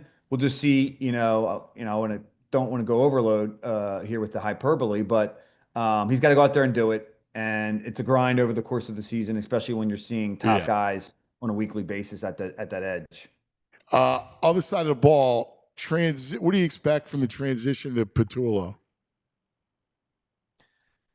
Well, I think it's going to be a little more seamless than it was with Brian Johnson because, Kevin's been around Nick for a long time. He's been around this offense and these players since Nick came on board. So I think that, and I'm not saying Brian, had issues in that regard. But there's always like kind of a learning process that goes with that, and maybe that took a little longer with Brian than than I think it will with Kevin Patullo. Look, hey, he's never done the play calling either, so there's a question about how he'll handle that. I understand people downplay the importance of that, but there's a reason why guys are good at it. There's a reason why some guys don't do it, right? There's a reason why Vic Fangio does it and is so good at it, because you have to be quick on the trigger. You have to be thinking steps ahead as you're making these play calls. So he'll have help with Nick and other guys on the staff, and then the bigger question is like, not only in terms of like how he's kind of putting his footprint or his fingerprints on the new scheme. It's like, can he do that while also being ahead of how these defenses are going to come out?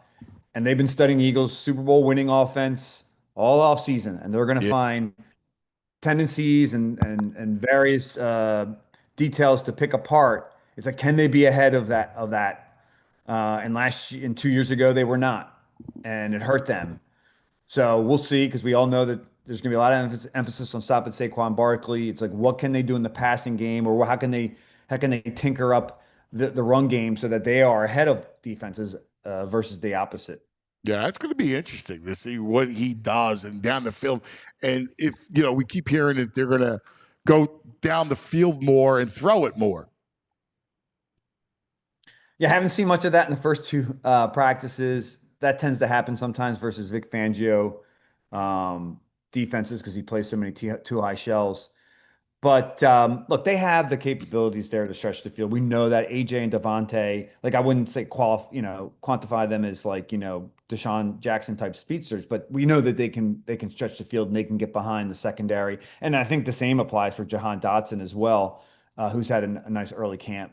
So, but that's part of it. But yeah, that's how you break down defenses. That's how you create space underneath for Dallas Goedert or Saquon Barkley out of the backfield, or Will Shipley if he's going to be in there as on third downs as a receiving back, and Grant Calcaterra is going to be part of it as well, and certainly Jahan Dotson. Obviously, I mentioned him earlier in the middle of the field as a slot receiver. So yeah, I think that should be always an emphasis, but you're cutting down on the percentages when you do that at times. But when you look at Jalen, one of the things he does best is throw that deep ball. He throws a great deep ball. He's got, those teardrop balls. I mean, I think that's, he joked about like last year that he didn't get credit for that, but I think I'm like, that's like one of the things we give you credit for all the time. Like, I don't know if he says he doesn't read, but it'll be interesting to see how that plays out. Hey, Jeff, you in your piece you had mentioned, I mean, it feels like the first 2 days, Terrence Marshall's been popping a little bit, and Danny Gregg's been getting some action. Do you see it? It feels like after 2 days, those guys are getting a little higher up on the depth chart than maybe Anaya Smith and Johnny Wilson? And I think that was the same in the spring too. Like, Marshall certainly popped in the spring as well, and Grant Gray a little bit. Obviously what they have going against them is they weren't drafted by the Eagles. Now Marshall, was a high draft pick. It just didn't happen for whatever reason. They still got to put the pads on. They still got to go out there and do it in the preseason, and they still have this obstacle of not being draft picks. Look, when Nick talks about his skill position guys, all his guys for that matter, but specifically skill position guys, they have roles, and he tells them their roles after they have the 53-man roster, and like, this is what you are. And I think, like, yeah, you have to be prepared for for potential injury to AJ and Devontae, and we saw what happened when those guys went down last year. So maybe you want a Terrence Marshall who has the ability to do some of the receiving stuff that you want out of that outside receiver spot. But Johnny Wilson's going to make the team. They want a blocking receiver, a guy who'll come out and do that and willingly do that. So I think he's automatically in there. Anaya Smith's and the interesting one, and didn't really struggled early in his rookie year. Maybe you saw a little more of development later. Not that he was used very much, but from what I heard, and then in the spring, he looked better. They have him as the first guy in the returning punts right now. That was the one thing I was told he was like worst at last year. He really struggled catching the ball. You can get better, and maybe that's what he ends up being. Cooper's been still fielding punts as well. It could just be like, hey, let's see what we can get out of Nias or whoever else. I know they brought Avery Williams in. He hasn't been returning punts for some reason. And then maybe just go back to Cooper, although I don't think they want to do that. But that could help Anaya Smith in terms of making the roster. And then I don't know where that leaves Marshall. Maybe they keep 6 receivers and he makes it. Danny Gray, I wouldn't throw in the same category as I would Marshall. I also been reading some reports. It seems from Twitter and stuff that the running backs have been catching more balls than usual. Is that something you've noticed? And does that seem like play designs or checkdowns? I wouldn't go there. I mean, so for number one, it's only 2 practices, and typically early in these camps, you'll see it's I wouldn't say it's entirely a passing camp like it is in the spring when they don't really hand the ball off at all. I don't know. I thought they've run the ball a fair amount in the first 2 practices. we've seen the ball thrown to Will and AJ Dillon, who's got soft hands for a big guy, and certainly Saquon Barkley. The opportunities are there to use the running backs out of the backfield. You haven't really seen that as much since Jalen Hurts has been the quarterback for various reasons. But that's in terms of like combating what defenses are going to do against the Eagles based off last year, that's a way to kind of counter that. Because we all know Saquon can do that, and I certainly think Will Shipley has that ability as well as the backup. And as I mentioned before, AJ Dillon has done it before, so you have three guys that can catch the ball in the backfield. But I wouldn't make too much upon what has happened in the first 2 days. In fact, I don't know where you saw that, but I don't know if I felt that way at all. Okay. Hey, we've been doing this a long time, and I got to tell you, I'm as excited about this year that I think I've ever been. I mean, they're just so interesting, good. I think it's going to be a fun ride, brother. Yeah, it should be. Obviously, Super Bowl winning team, the schedule. Look, here's what I think. I think based upon, if we're going to go back to 7 years when they won that first Super Bowl, or even the teams in the early aughts, 2004, you felt that was the time, and you felt that team had it. And obviously different circumstances here, but I feel the same way about this team. So I think they'll be there. They'll be obviously in the conversation, but look, it's tough. It's tough to repeat. And as we mentioned, there are obstacles to that. There is the schedule, there's health, and they were super healthy last year, as they've been the last several years. But that could turn on them at any time, right? And then there's just kind of just going out there and doing it. And but they've set themselves up. I mean, they really had a good offseason, I felt. And that is based off like what Howie's done here the last 3 years about building in the short term, but also thinking about the long term. And I think that's what he learned from the first time around. So yeah, if you're an Eagles fan, certainly a lot of reason to feel excited about this team. All right, what do you got cooking? What should we be watching? I mean, what do you have that we can tell everybody about? Yeah, just obviously my typical takeaways from camp on the practice observations. Got a couple potential stories brewing, and the podcast should return next week. We're gonna maybe try and do things maybe a little bit different, uncovering the birds. You can get it anywhere, yeah. So more of the same, and hopefully maybe a little more of the podcast, so that people can kind of go into their inboxes and see it there on more of a regular basis. Not exactly competition for you, because we do it a little differently.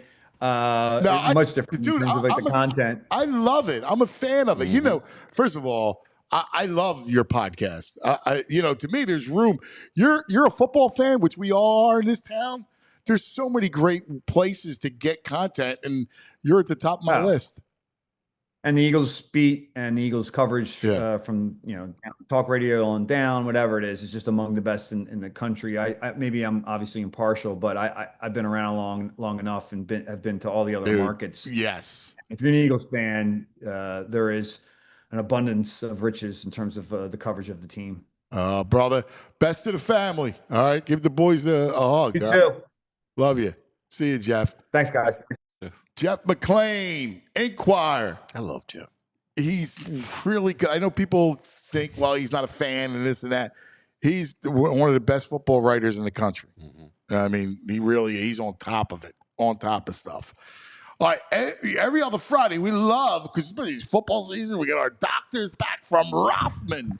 Right? So we love our Rothman doctors, Rothman Orthopedics. They help keep us in motion.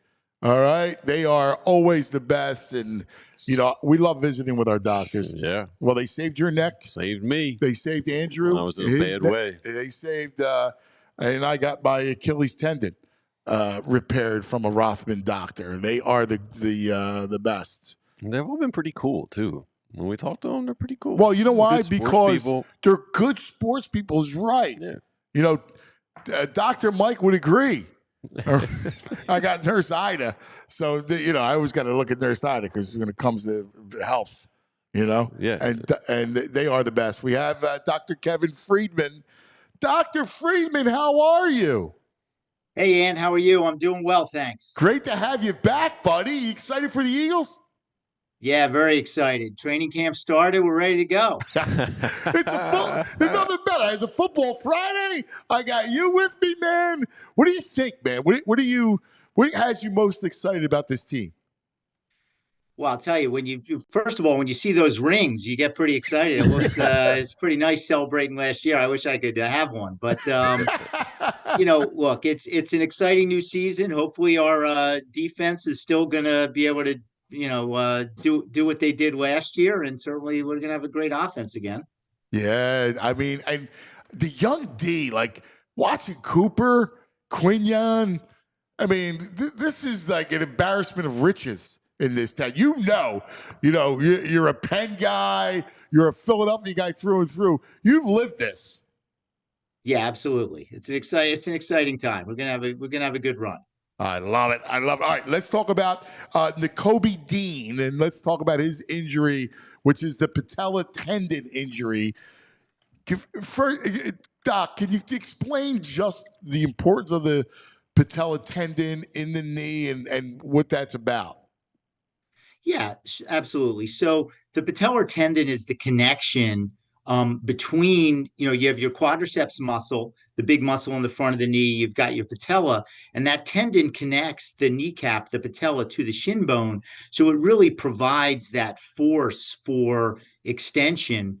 And when it's ruptured, basically you can't extend your knee at all.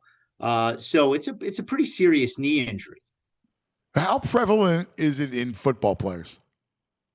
Well, it's interesting. We see it, but it's nowhere near as common as some of the other knee injuries we see. Like we hear about ACL tears, the ligament in the center of the knee kind of all the time. So even though we see it, and there's always a few of them a year during the football season throughout the whole NFL, it's just not as common of an injury. And, they've done some research on it and shown that it is way less common. We see it a little more common in basketball players and some other jumping sports than we do in football.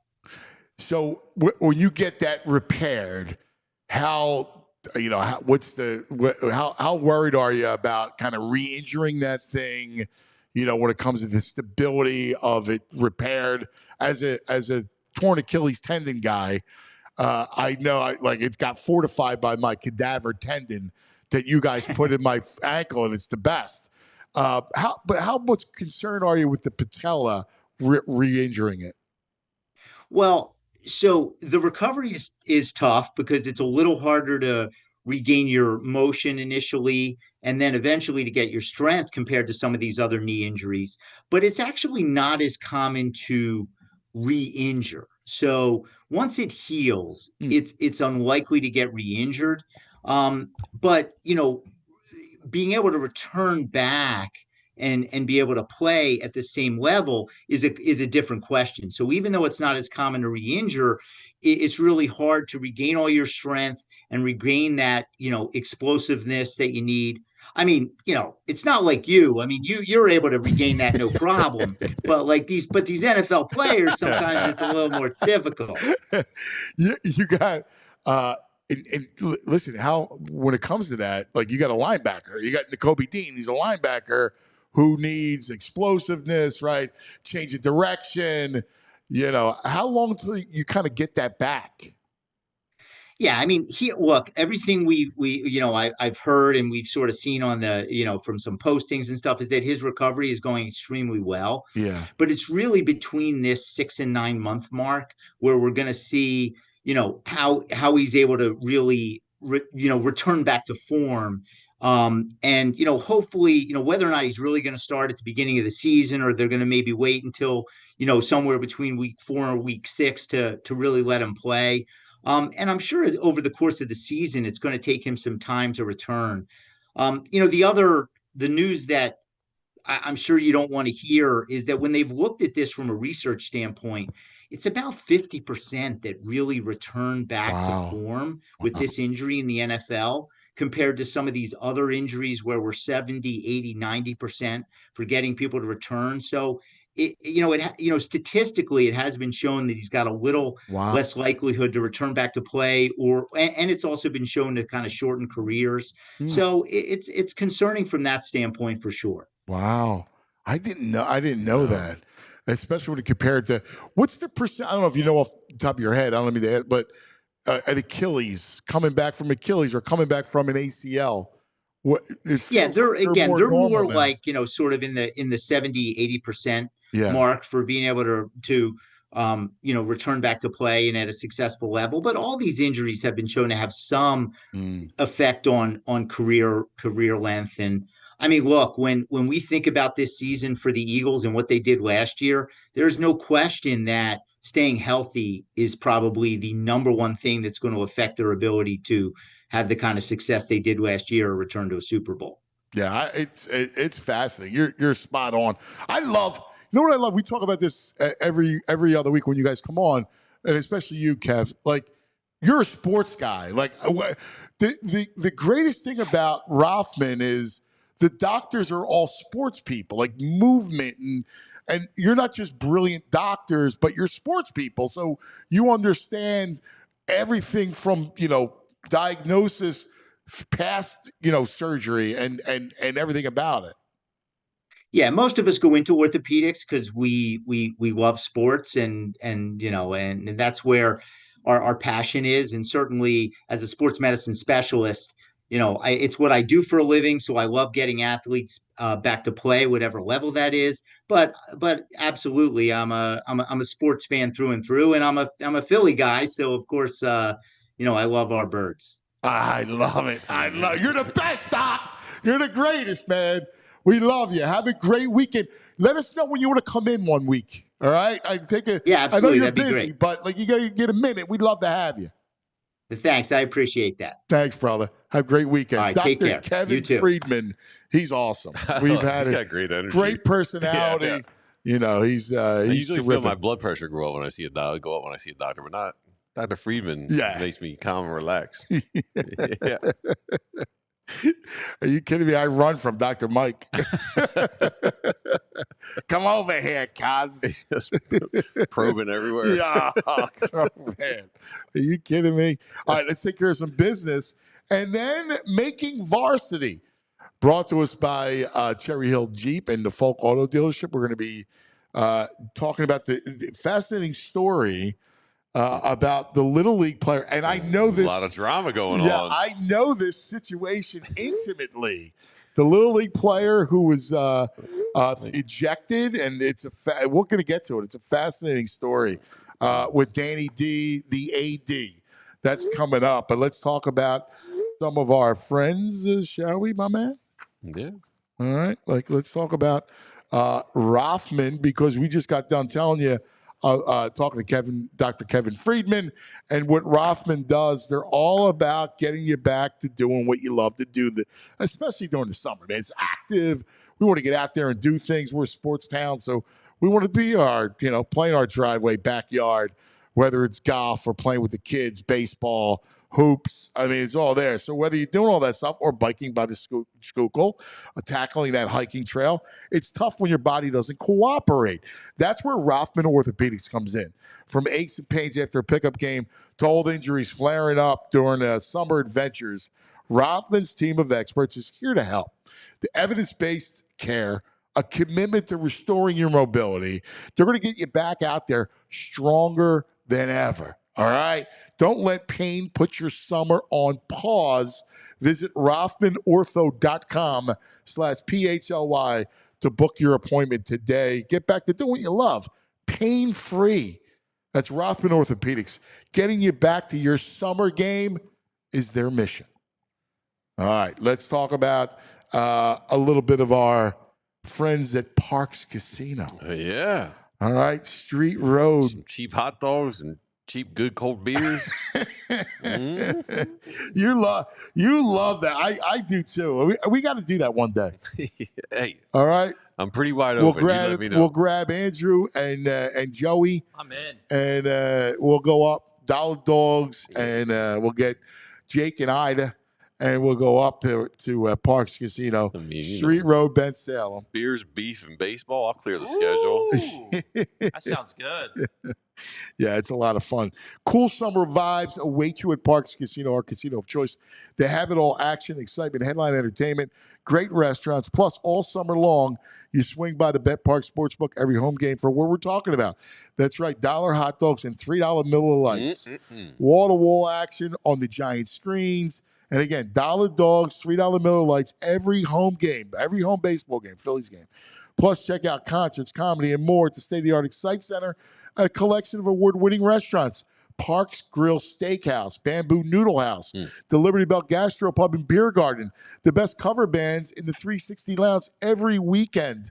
This Friday, Ear Candy takes the stage. Saturday night, Dirty Dance and Rock Band performs. Nice. That's tomorrow night. Parks Casino, this is how you win Pennsylvania's #1 casino. ParksCasino.com for tickets to all shows. Got to be 21. Gambling problem, call 1-800-GAMBLER. I can't wait till the next spot is the one where you guys sing again. I know, man. I've been missing Baldini. it. Baldini, Yeah. tired of us singing? I've been missing it. So real quick, I've had a poll up in our YouTube chat since you've been talking about Nick Sirianni and the ranking. And I asked everybody, should Sirianni be ranked higher on that list? And currently, out of 71 votes, 83% of the listeners right now say, yes, he should be. Yeah, well, our Eagle fans. We're all the same. Like They're smart football people. These guys, these fans of ours. We're Eagle fans. We're going to want everything. We want to be #1. That's that's. Let me poll everybody. What's the best food? Cheesesteaks or bratwursts? That'd be a little closer. No, 83%. Landslide. There's a lot of Brat fans out there. Not here in Green Bay, baby. not here, guys. Hey, can I? Heyman's got a tweet out or saying stuff this morning that the Royals interested in Nick. What do you think about it? What's your first reaction to that? Castellanos? Yeah. Wow. Yeah. Yeah, I don't know. That creates a hole from the right side, frees up some contract. Well, yeah, but money. But for who? Yeah, I don't know.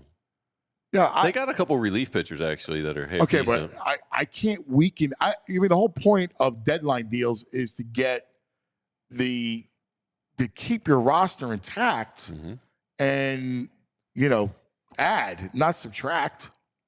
Yeah, I agree. I mean, I'd like to get them off the books after the season. Not until you need a right-handed bat now. I know. That's with him in the lineup. I know. That's why I was just weird that would even come up from Heyman, that the Royals would put that out there where they're saying stuff to people. I don't even know. They're pretty lefty. Who do they have? I'm trying to think of their right-handed. They have nobody They don't that have I anybody, want. the Royals. Their lineup they got some sucks. bullpen. They got bullpen arms, but their lineup stinks. You got Witt and I'll take him. Well, yeah. But if you look at that team, I take Whit for Painter, Crawford. You got Perez. Their two big bats are Witt, Perez, and Pasquantino. Yeah, the first baseman is a lefty. No, I don't see that at all. I don't get it. All right, it's time for Making Varsity.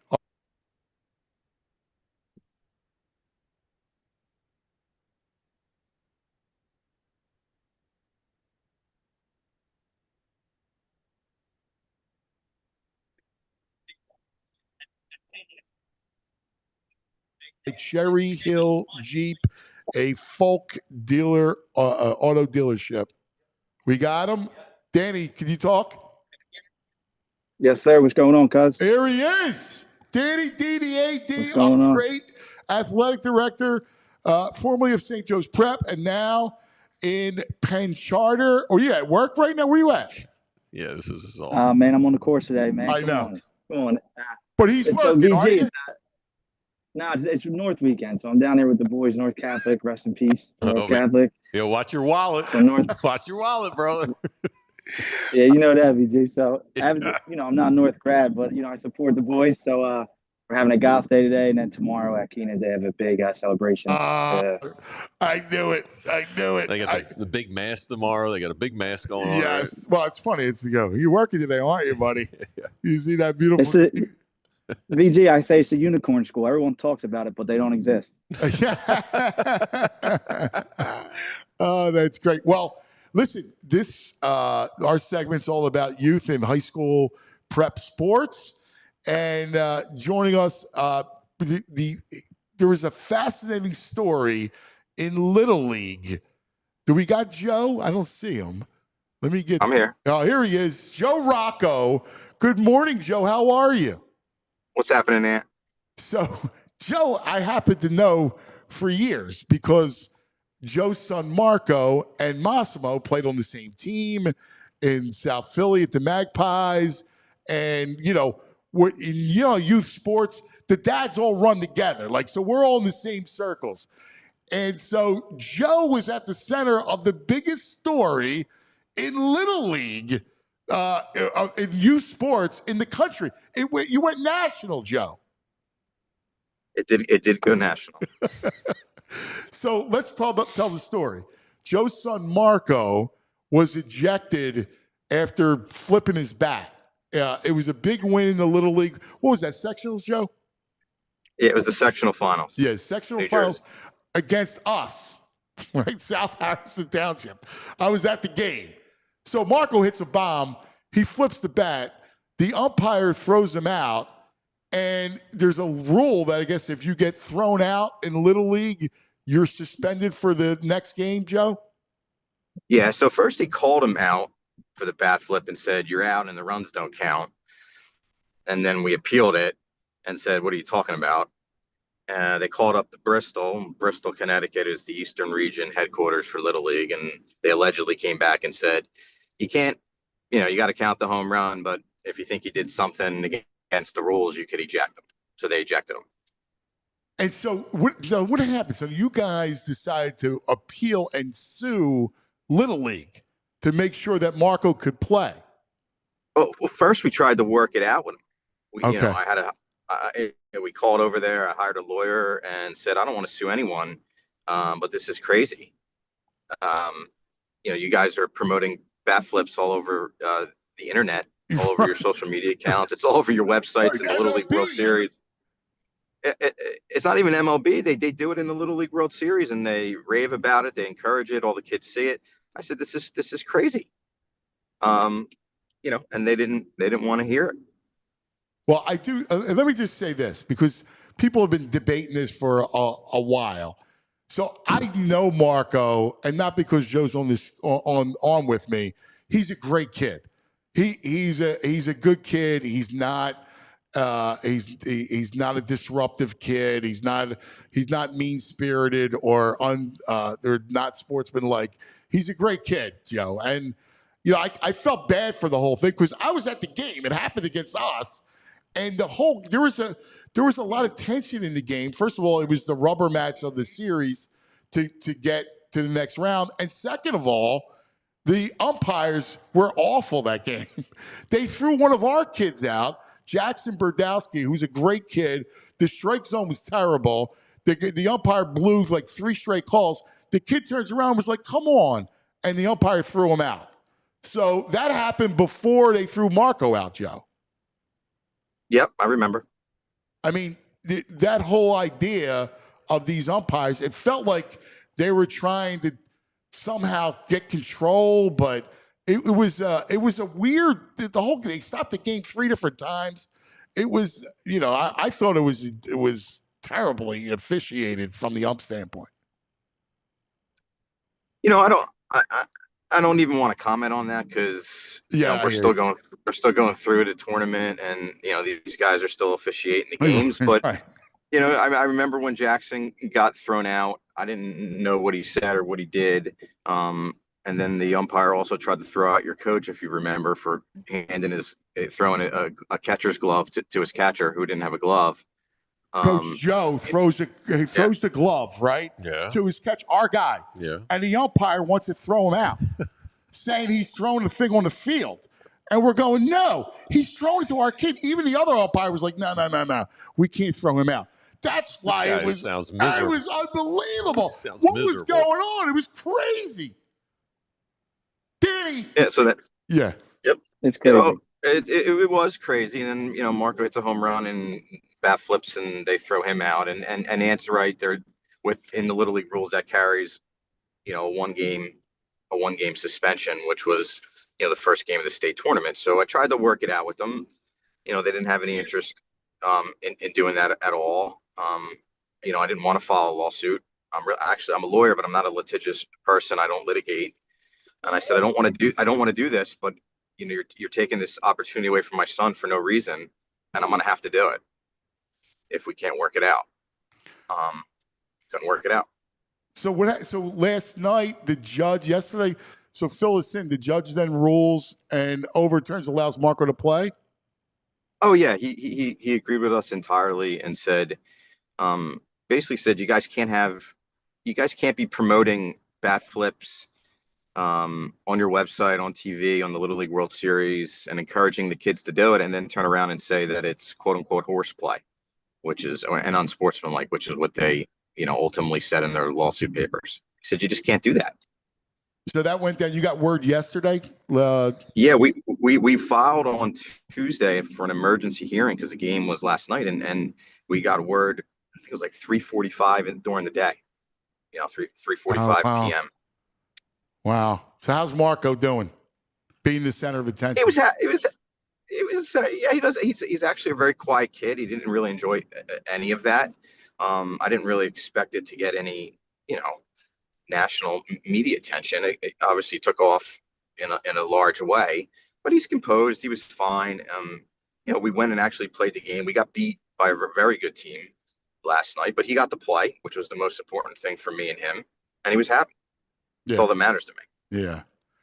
You also coach that team along with Frank Delano, who comes on the show all the time, and we love Frankie, the football coach at Haddonfield. You guys, what did you guys think of the bat flip? Like, if that was being debated, did you talk to Marco about that?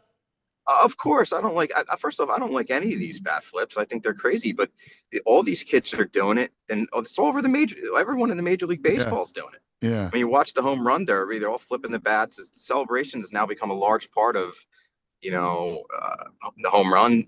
In every level of baseball. I don't like it. There's no rule against it, which was what my argument was. I actually think that Little League and maybe even Major League Baseball should put a rule against it if they feel strongly that it's unsportsmanlike. I mean, you either have to have a rule or you don't. So, Davey, I want you to weigh in here. Your thoughts, as you are on rules committees in high school, you're a big part of this whole community. What do you think about the bat flip and the whole situation that Joe went through? I agree with Joe. It's like, there's really gray areas, and then you leave it to these people's discretion, and that's when it gets crazy, right? And you have someone that's having a bad day or feeling some type of way, and, it can get out of control. So I'm glad that, he was able to push it through and appeal because, at the end of the day, we're here for the kids, right? We want them to play. At the end of the day, that's supposed to be at the core of it, right? And if you feel so strongly about something, like you have to make rules and make them clear about it, right? You can't have these gray areas and then try to attack it when you think it's best for you, right? And that's, at the end of the day, it hurts the kids, and that's not what we're here for, right? We're here for, to put them in positions to grow and develop on and off the field and learn lessons. But, when you're randomly picking what you want to enforce and what you don't want to enforce, that's when it really can get messy. And I'm glad that he, was able to fight and able to play last night because that would have been a shame if it didn't work out that way. Yeah, I thought the same thing because, again, I think he's a great kid. I mean, we're all, we play each other a lot, and we know all these kids, and ultimately it comes down to them, and it goes back to the old adage where adults, we just mess it up for them. It's getting in the way. It's getting in the way for no reason. It is. I mean, the way the whole thing is, sometimes we just bleep it up for the kids. Sometimes let the kids just be the kids, Joe. I mean, You see it. We live it together. Yeah, I mean, I'll be honest with you. The judge said a lot of what we're saying here today. He was a very intelligent judge. Not that they're all not intelligent, but he took time to read all the papers that both sides submitted, and he was very thoughtful in his analysis. And he overturned Little League. I mean, everyone told me that was never going to happen. Don't bother doing it. And I said, I'm going to fight for my son. I believe in this. I don't think he did anything wrong. He didn't break any rules. and I think a judge will see it my way. So we took it the whole way. That's pretty cool. It's a great story. Very And fascinating. and Real quick, we forward are now, in it's gonna give- overtime. it's gonna Hang on bring one some second, press. Dan. 1 second, my brother. We're in overtime right now. Go ahead, Danny. I'm sorry. No, I think it's super important that Joe fought because now there's some precedent there, right? And hopefully they examine. He brought it to a forefront where they, these organizations can't just push through what they want, so they're going to have to examine it and make clear and cut rules. And now there's precedent, right? There's someone fought and said, hey, this isn't right. So I think it will be hopefully a big step moving forward, and there's people like Joe stepping up. So thank you, Joe, for doing that and for your kid. And I think it's going to really help the game. Joe, good having you, buddy. All right. Good luck the rest of the way. Thanks so pal. much. Thanks, buddy. I enjoy talking to you. Always. as always. Joe. Thanks, bud. There he is, Joe Rocco. Danny, let's get to it. You got some. You got to give out some love, man. We got to give out some public league love. Yeah. So, well, first off, I want to talk to VG. VG, I was enamored by how enamored you were with the strong legs comment earlier in the week. Sure. I mean, hey, dude. How's it looking on the course? You got some strong guys in the gym shorts swinging? Look, man, there's some strong legs out here, VG. I'm gonna tell you. Yeah. I just texted my buddy who's part of the North Association. I was like, "You out there?" He's like, "Hell no. That's it's a 7-hour round with a bunch of drunks." That sounds about right. I mean, hopefully it's we get under 5 today, but we'll see. I'm at the 11:40 tee time, so I'm a little behind them. So we'll see if we can get it going in the back end, push them going. So we'll see. You showing legs today yourself? Oh, for sure, man. Yeah, it's hot out here, man. We're up at Cape May National today, so it's a beautiful course. I used to be the guy. I would wear shorts, and he'd say, "Shorts are only allowed on the women's tour." Are you serious? Yeah. And you don't wear shorts to a meeting. Yeah, I would believe that. Yes. That's crazy. Golf, man. It's too hot. It's too hot. And I see our boy Andrew's setting records out there with his bike, man. He's pushing. He's really trying to get on the Tour de France. No, dude. He wears these like singlets, these weird biking outfits under his clothes so he can go biking later. Oh yeah. Because they have pads in the butt. He's got a butt pad. Yeah, he's locked in. We're in overtime. I know. Oh God. You have to. Your butt hurts after you drive for a while. The seat. All right, okay. I would just get a cushioned seat. No, you can't with my bike. Easy. All right. Well, I'm sorry we got on this topic. My bad. Hand up. That's what happens when you hang out with North guys. Yeah, they got me all jammed up. Hey, by the way, so there's a couple. Thank you. We had prep coach Tim Roken on the other day, and I know you helped orchestrate. What a great guy. I mean, I love that guy. What a coach. First of all, he's a great coach, obviously. But his messaging to his kids and at the camp, Massimo was at the prep camp all week, and the messaging was just great. All the kids that were out there helping from the squad. I mean, it was just well done. No, he's an elite coach, but he's an even better person, and it's sincere, and that's what it takes to run a national program. Right? You have to really have a great message, but also live that message. And Tim does a great job of not just talking it; he lives it, and he holds kids accountable. And you see the kids come back. Like I heard you talking about it. Like you got these guys who are going to high major Division I programs. They're home for a week. They're stopping by, right? They want to be a part of it because of what the effect it's had on their lives. And Tim is an amazing person and even a better coach. So I'm glad you guys were to connect. I'm glad Moss had a good time. They do a phenomenal job over there, obviously. So great people. Yeah, it was very cool. So who are we spotlighting today? So we're going a little outside the city. There's two kids, two brothers, and you're going to have to listen about these two kids from Codesville, the Hillers. Colton is a basketball player. He's going to be a sophomore. He blew up this spring and summer. He is about a 6'5" shooting guard. He played for Mark Jackson's AAU team when he was younger, Team Jacko. So I saw him a lot. He would come down to Fishtown. That day practice at Schistler a few nights a week.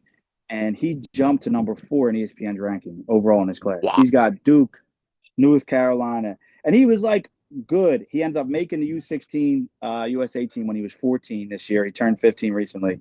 but he is skyrocketing and is a top 4 player in the sophomore class. Damn. And then on Coachville. top of it, Coachville. Nice. Coachville. And then on top of it, his brother is going to be a junior. He's an offensive lineman, and he's ranked 10th in the country for the junior class. Wow. So these two brothers are dominating, coming up through Coachville. You know, Coachville is rich for sports, but, this is rare air for them to have 2 kids, brothers that are ranked this high in different sports. And it's just great. I mean, it's so cool. And I know the parents, they're great people. And, every school in the country, one of them, they said, well, this is where we grew up. This is where we want to keep them. So they're at Coachville. They're doing their thing, Colton and Max. So a little outside the area, Philadelphia area. But just wanted to give them some love because that's an historic rise to have 2 kids. Mm-hmm. Number 10 offensive lineman and number 4 overall, 2 guard. Player. I mean, that's amazing. Crazy. Yeah, great. And, good family. They did the things the right way. They just worked really hard. And, so want to give them some love. And then the kid from LaSalle who committed Notre Dame with Joey O'Brien, Grayson Keogh, he had he's going to Notre Dame big time, but he's skyrocketing through these camps this summer, and he cracked the top like 200 now. So he's on a really big descent, rise to becoming a huge big time prospect. And, he's going with his teammate to Notre Dame, but Joey was always the one that everyone kind of talked about. He's been, up there for a while, but Grayson's making a real big rise through the rankings. And these big guys, they transition to positions later. I think he initially started on defensive side at the DN. Now he's in tackle, but he's 6'6". He's huge, 6'6", probably like 280. Dang. And he's rising as an offensive tackle. 6'6", 280. Good feet. Good feet. He can move. They both play basketball too for LaSalle, so they're both pretty athletic. They can do a little bit of everything. So that's pretty cool that these local kids are really blowing up. I mean, if you're, when you're in that top 200 in football or that top, 50 in basketball, you're in rare air. You're in the, probably 0.5% of the country, right, of the world. Yeah. That fall into that. So these kids locally are doing their things, and when they start blowing up, we want to give them the love, and I can maybe work on getting Colton and Max on the show sometime because their journey's been pretty cool. I was going to mention that to you. I want to talk to those kids. That's a great story. And then we'll take a ride another out kid. And then Julian McKee, Aaron's youngest, had a great summer, and he blew up to. So he's a sophomore at the prep. He'll be a sophomore. He's was Colton's teammate growing up playing youth ball. Julian McKee. There's twin brothers, Julian and Justin, but Julian had a great summer, and he's like flirting with that top 100 ranking now. So Aaron's son really blowing up and climbing the ranking. So locally, we got a lot of guys to be proud about. That's fantastic. I love these stories, man. It's great. It's great stuff. Just absolutely great. Yeah, it's awesome. I'm looking at this other kid. You ever hear this Xavier Saab out of Saab. Last Yeah, so he was almost at the prep when I was there. He like enrolled and unenrolled, but yeah, he's big time, man. His brother played at IMG. He's an older brother, but yeah, he's big time. Saab is big time. 5-star. Looks like he's got offers from Michigan, Bama, Where's he going? Penn State, What Ohio position? State. He's an. What do they do? That athlete? He's an athlete. It's like when you can just do everything, they put the athlete next to you. He could be a running back. He could be a receiver. He could probably end up playing linebacker. Who knows? Yeah. Like when they put athlete next to you, it's like you're a freak and you can do it all. So they don't know how to label you. I love that. That's awesome. Yeah. All right, so you're down in Wildwood all weekend. Yeah, for the Norphans. They call themselves the Norphans now because they're orphans. So for Norphans Day, and a lot of my buddies, growing up, Fishtown, Port Richmond, a lot of North kids. So I support the boys. My good friend Joey Rod is he bleeds red. So everyone bleeds red, but red and white for North Catholics. So I gotta come support him and give these guys some love. It's fantastic. My brother, enjoy yourself. All right. All right, cuz. VJ. Good luck behave out there, yourself, buddy. Right? You're the man, buddy. Make sure they're all wearing shirts. All right, have a great weekend, guys. Get him straight. See you, pal. Here he is, our man, Danny D, the AD, checking in from Wildwood. Yeah, North Wildwood, Party Time, USA. Mm-hmm. The Norphans. Yes. See what you get when you mess with the Norphans. Don't mess with the Dolphins. That's fabulous. That's really great. All right. We got on, man. I miss him. Man, I haven't seen Todd in 2 weeks now. I haven't talked to him. I know he's shooting. I know he's been busy on set, but let's get him in here. TV Todd. Act like a man. You can't handle the truth. It's time for TV Todd. Yo, what are you doing there, buddy boy? My boys. What's up, Todd? What are you doing? We miss you. Yeah, I miss you guys too. It's been a crazy couple weeks here. So what have you been on set? You've been shooting? Well, I have been shooting a new reality series for TLC. But I left set on Thursday and came up to Connecticut where I am now for a big week of our Shark Week premieres. Oh, good. So yeah, it was cool. We showed one of our Shark Week episodes in a big theater, an AMC theater here. Lots of great shark merchandise, and it was lots of kids. It was super fun. It's great. You're gonna wind up having, you have Comic-Con. There's gonna be Shark Con. Yeah, for real. You know what's cool? You know what's cool though? So we were at this AMC theater, and I haven't found this yet in our area, but they have the coolest Jaws 50th anniversary popcorn box, which is the shark with its mouth open. Oh wow! It is so. I gotta get me one of them, man. That's fabulous. Do you have a big home theater? Like, do you have your own home theater with all the content you watch? Do you have a theater like that setting? I do. So when my daughter was before I had my daughter, I built a theater in my basement, and when she started playing sports, somehow the theater got converted into like an indoor ice hockey, with the synthetic ice situation. So when she started to get older, and now she's heading off to college soon, I converted it back to a theater with all new equipment. Yeah, you got to come up, man, hang out with me in my theater. Oh, that sounds awesome, man. You got a popcorn machine? Of course. Of course. Bring your blades too. You can go around the ice. Here's the secret. Here's the secret to good popcorn. I had a theater back in the day. So there's this thing called Flavocol. FLAVOCOL. It sounds awful. Sounds like a chemical, right? Right. It's in a milk carton. I think some company out of Jersey makes it. And it's like a combination of salt and butter, right? Oh, it's incredible. The theaters that make the best popcorn use Flavocol, so I make sure to stock Flavocol at my house. Do you know the secret to good butter in a popcorn? What? No, what is it? No.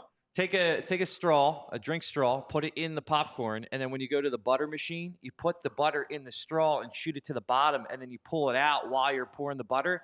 So that way the popcorn gets a full coating of butter. Psychos. That's not real butter, right? That they use. There's no way. Nurse Ida would be like, "No, you can't have that." No, it's. I don't think you want to know what it is. Oh, that's great. So what do we got, buddy? Like, I know a lot of good stuff happening.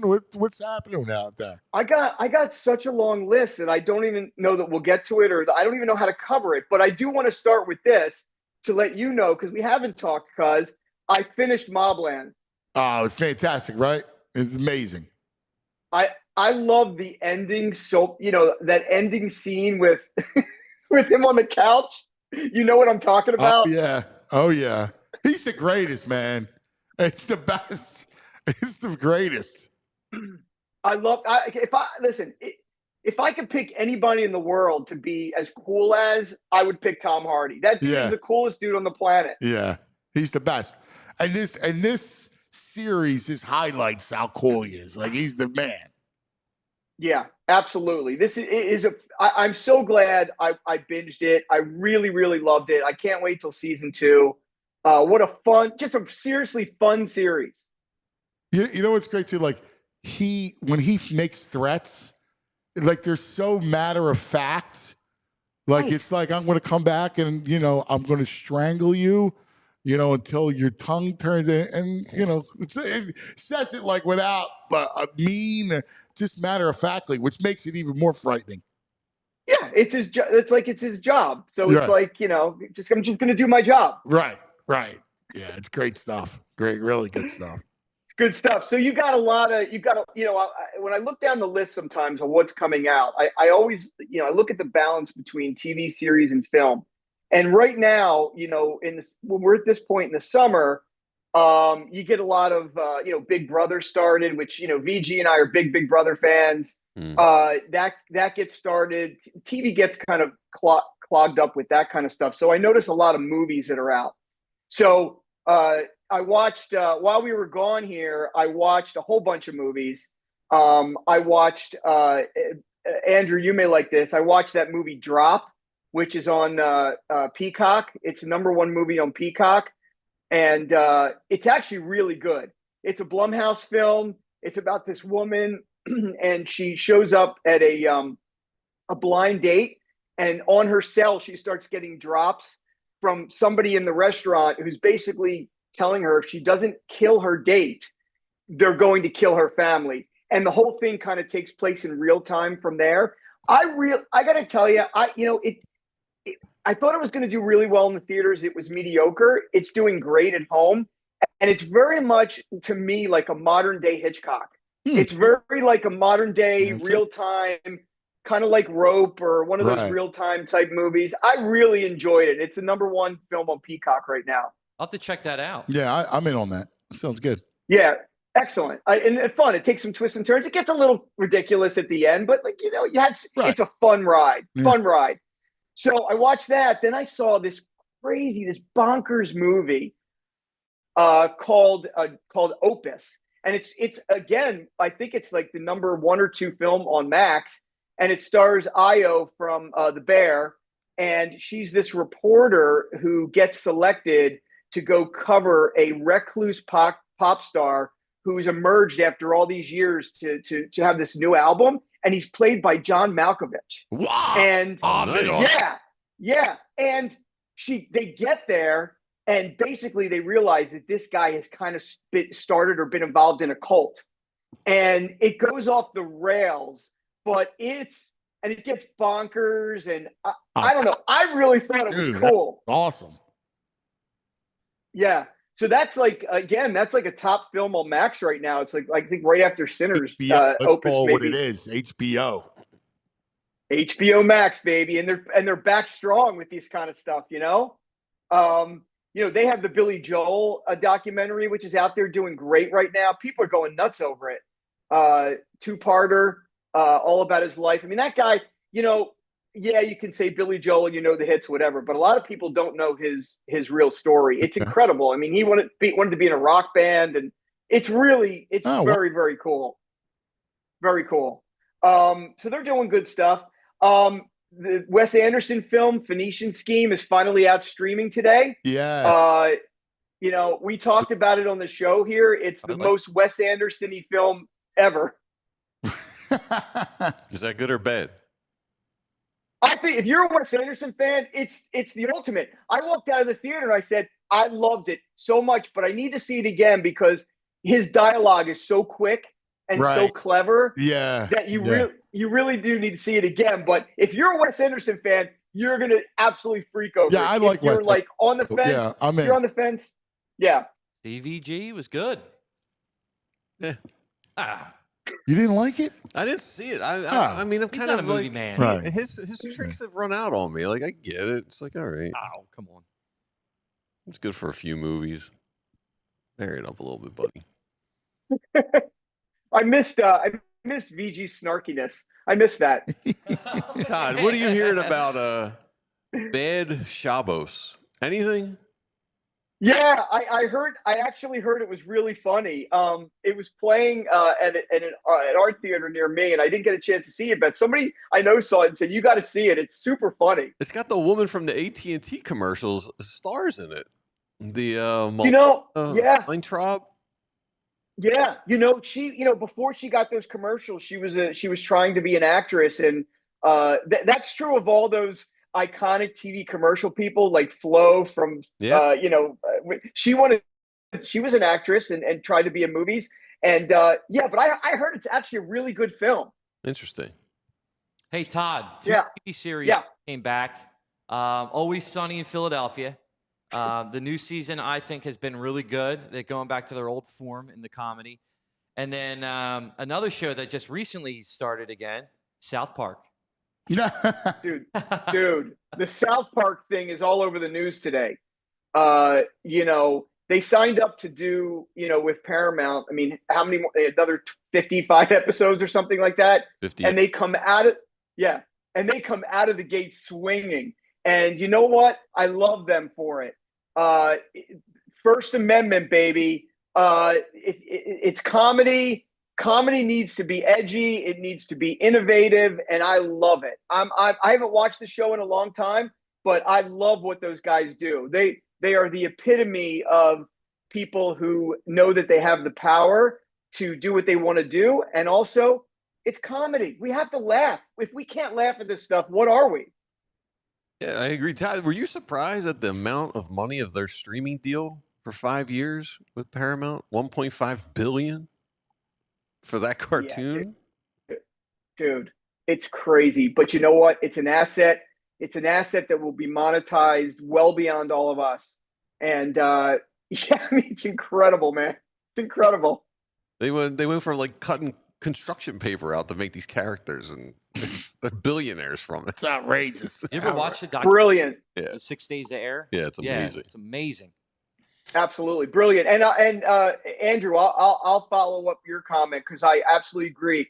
While one could argue that Always Sunny in Philadelphia, which is just a iconic, legendary series at this point, that it's had ups and downs, ebbs and flows. I watched the first 2 episodes of this season, and I thought they were 2 of the strongest I've ever seen. Is it cake? Dude, great episode. Such a great episode. And when my daughter was younger, we watched the Cake Show on Netflix. And so I had such an appreciation for that episode. Yeah, me too. Hey, I got to tell you guys. So while I was away, there was a film I wanted to watch that came in and out of the theaters way too quick, but is super cool. And I saw it on the plane. It's called The Luckiest Man in America. Okay. And it's streaming now. And I love these kinds of movies. So this movie is the true story of do you remember the game show Press Your Luck? No whammies, no whammies, no whammies. Yeah. So it's the true story of when the show was when it first came out. There was a guy, this guy who was arguably a troubled character with his family and whatnot. He memorized the patterns of the show. There was only like a few patterns, and he memorized, and he went on the show, and he crushed the record for winnings. And it's the behind the scenes, the network dealing with him and dealing with the fact that he basically figured out these like counting cards in a way. And it's a great cast. Wow. This is fascinating. So there is how was it? Was it a wheel or was it? No, it used to be like lights would jump around. Right, that was it. And square. Yeah. Sometimes it would land on the crazy whammy dude. Right. Yeah. No whammy, no whammy. Like, so he would know. He memorized that's wild. Yeah, it was in the 1980s, and he was a guy named Michael Larson, and he figured out and exploited a flaw in the game's design. And, it's a lot of this movie is like the network trying to figure out how to deal with it in real time. Do we cut him off? Is it fraud? Like, what is it? Walton Goggins stars in it. He plays the host of the show. Paul Walter Hauser, who is just absolutely amazing, plays this guy, Michael Larson. I loved the movie. I thought it was great. He just kept coming back. Like, if you kept winning, you kept staying, right? Like Jeopardy? Yeah, and they were recording, he didn't go home. They were recording multiple episodes. Right. So they were trying to figure out how to play it to the audience. And do you cut him off or do you embrace it and try to promote that he's the luckiest man in America? Right. Dude, and he did. The reason he did it was to sort of get favor with his family. He was divorced and trying to get to his daughter would watch the show. So he was trying to be on her television while she ate breakfast in the morning. Wow, that's a great backstory. Dude, it was a fun movie. It's one of those things that's good. It makes it makes me like, the fact that these movies come in and out of the theaters is it's a shame. It's a shame. Where's it at? Where can we get it? That streams on demand now. Okay. So any on demand. Right. And then, so there's a lot of really good stuff out right now. Sam Raimi has a new film out that I just saw. I didn't know anything about this. It's called Locked, and it's a Sam Raimi film who did, Evil Dead and all that stuff. It stars Bill Skarsgård and Anthony Hopkins. Wow. And it's good. Yeah.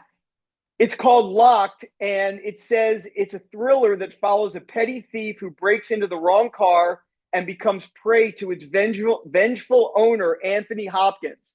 Oh, that's good. I'm in on that. Yeah. Yeah. So lots of good stuff, man. And I know, listen, I didn't mention it. I may have buried the lead. I'm kind of one of those guys that's like, yeah, I'll watch it, but I don't really care that much, but people do. No one wants to release anything today because of Happy Gilmore 2 being released on Netflix. Right. This is also a weekend for Marvel fans, TV Todd, with the release of Fantastic Four. Have you heard any early reviews on that? No. Come on, man. More of that stuff. Pedro Pascal Isn't it over?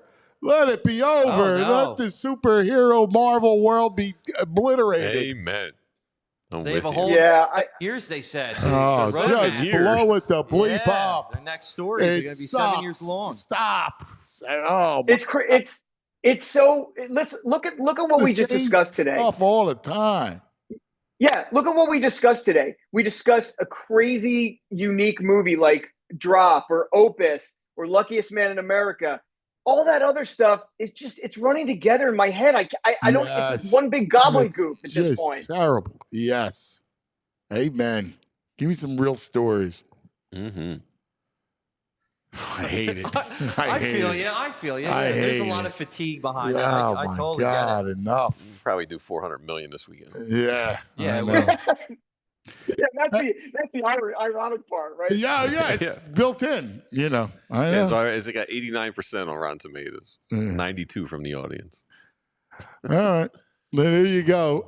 Good, great to have you back, buddy. A lot of fun.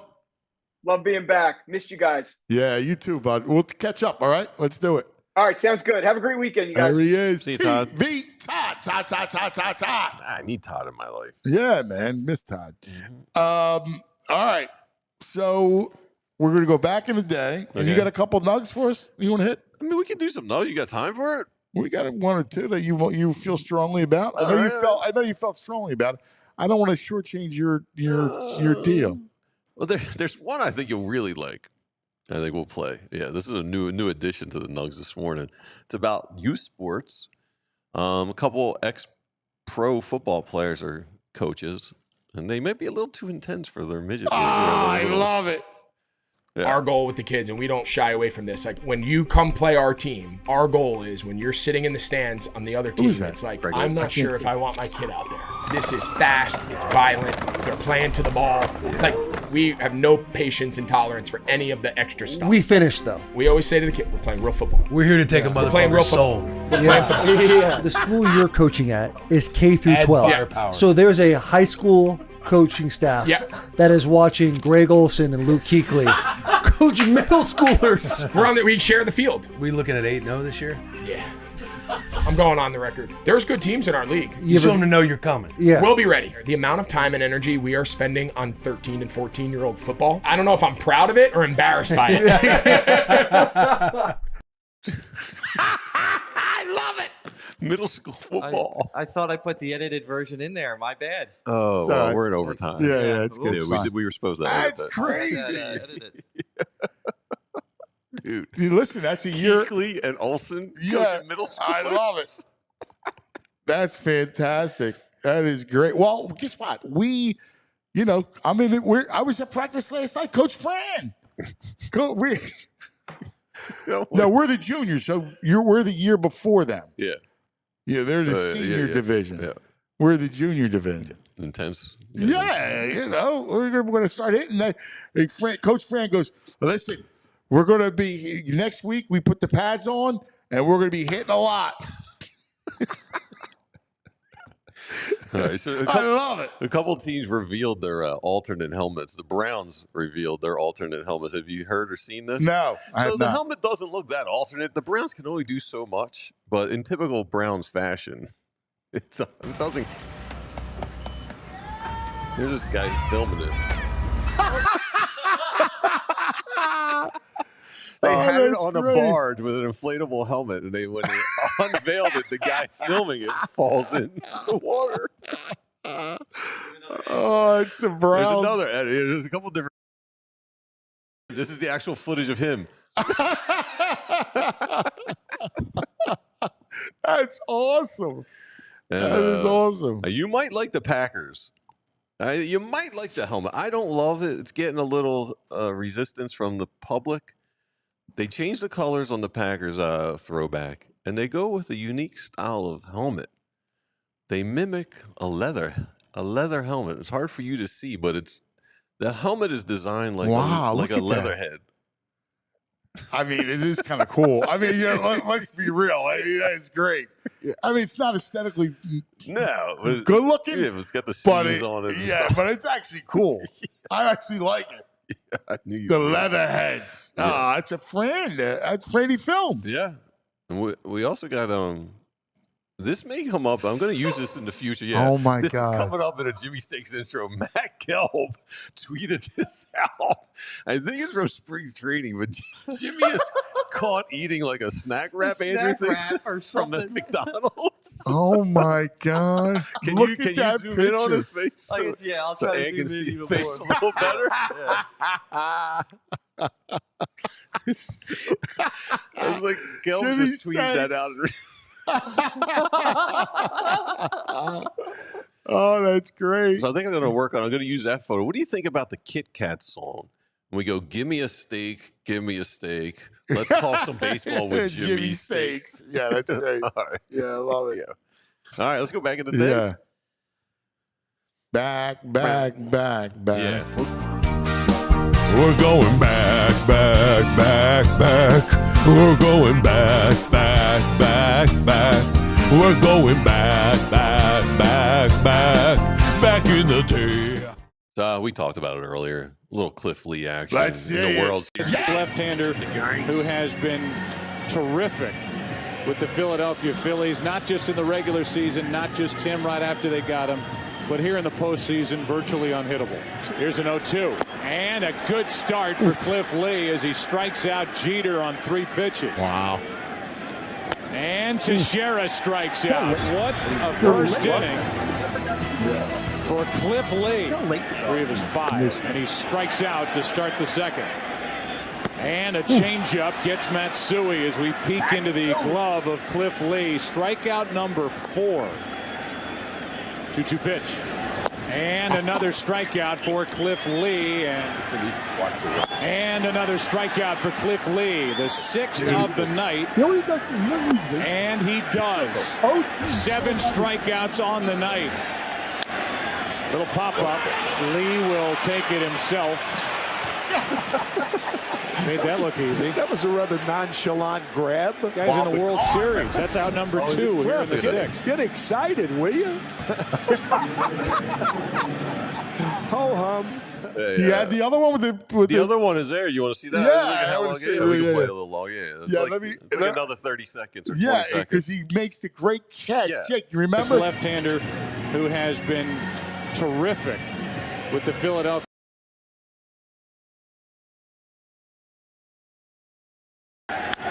That is picked up by Lee behind his back. And even he has to smile as he grabbed it, right behind his back for out number 1. Look at this. Wow. That's fabulous. That is great. Hey, I did see a nug come through. Is Ichiro getting inducted this weekend? I think so, yeah. So he went 3 for 10 in his first 10 at-bats. and he never dropped under 300 in his career after that. Wow, that's wild. Crazy. Isn't that nuts? Yeah. That is. Well, that's a great nug. They pulled GMs. They were like one game, like game 7, one at bat. All time, who would you have? And overwhelmingly, he was a choice of all current GMs. Wow, that is awesome. Never won. That's like a Gwynn story. Yeah, that's a legendary story. That's fantastic. All right, it's going to do for us. Hey, Jake, Ida, come here. Say goodbye. All right? Come on, Nurse Ida, who is such a sweetheart. She, with our longtime nurse, she's the greatest. Dr. Mike and Jay, her son Jake, who's they're like family. They're great people. So we just want to thank them for hanging out. We always like our visitors. Everybody have a great weekend, all right? We love you. Be safe. We'll see you on Monday. We all silly like the mayor.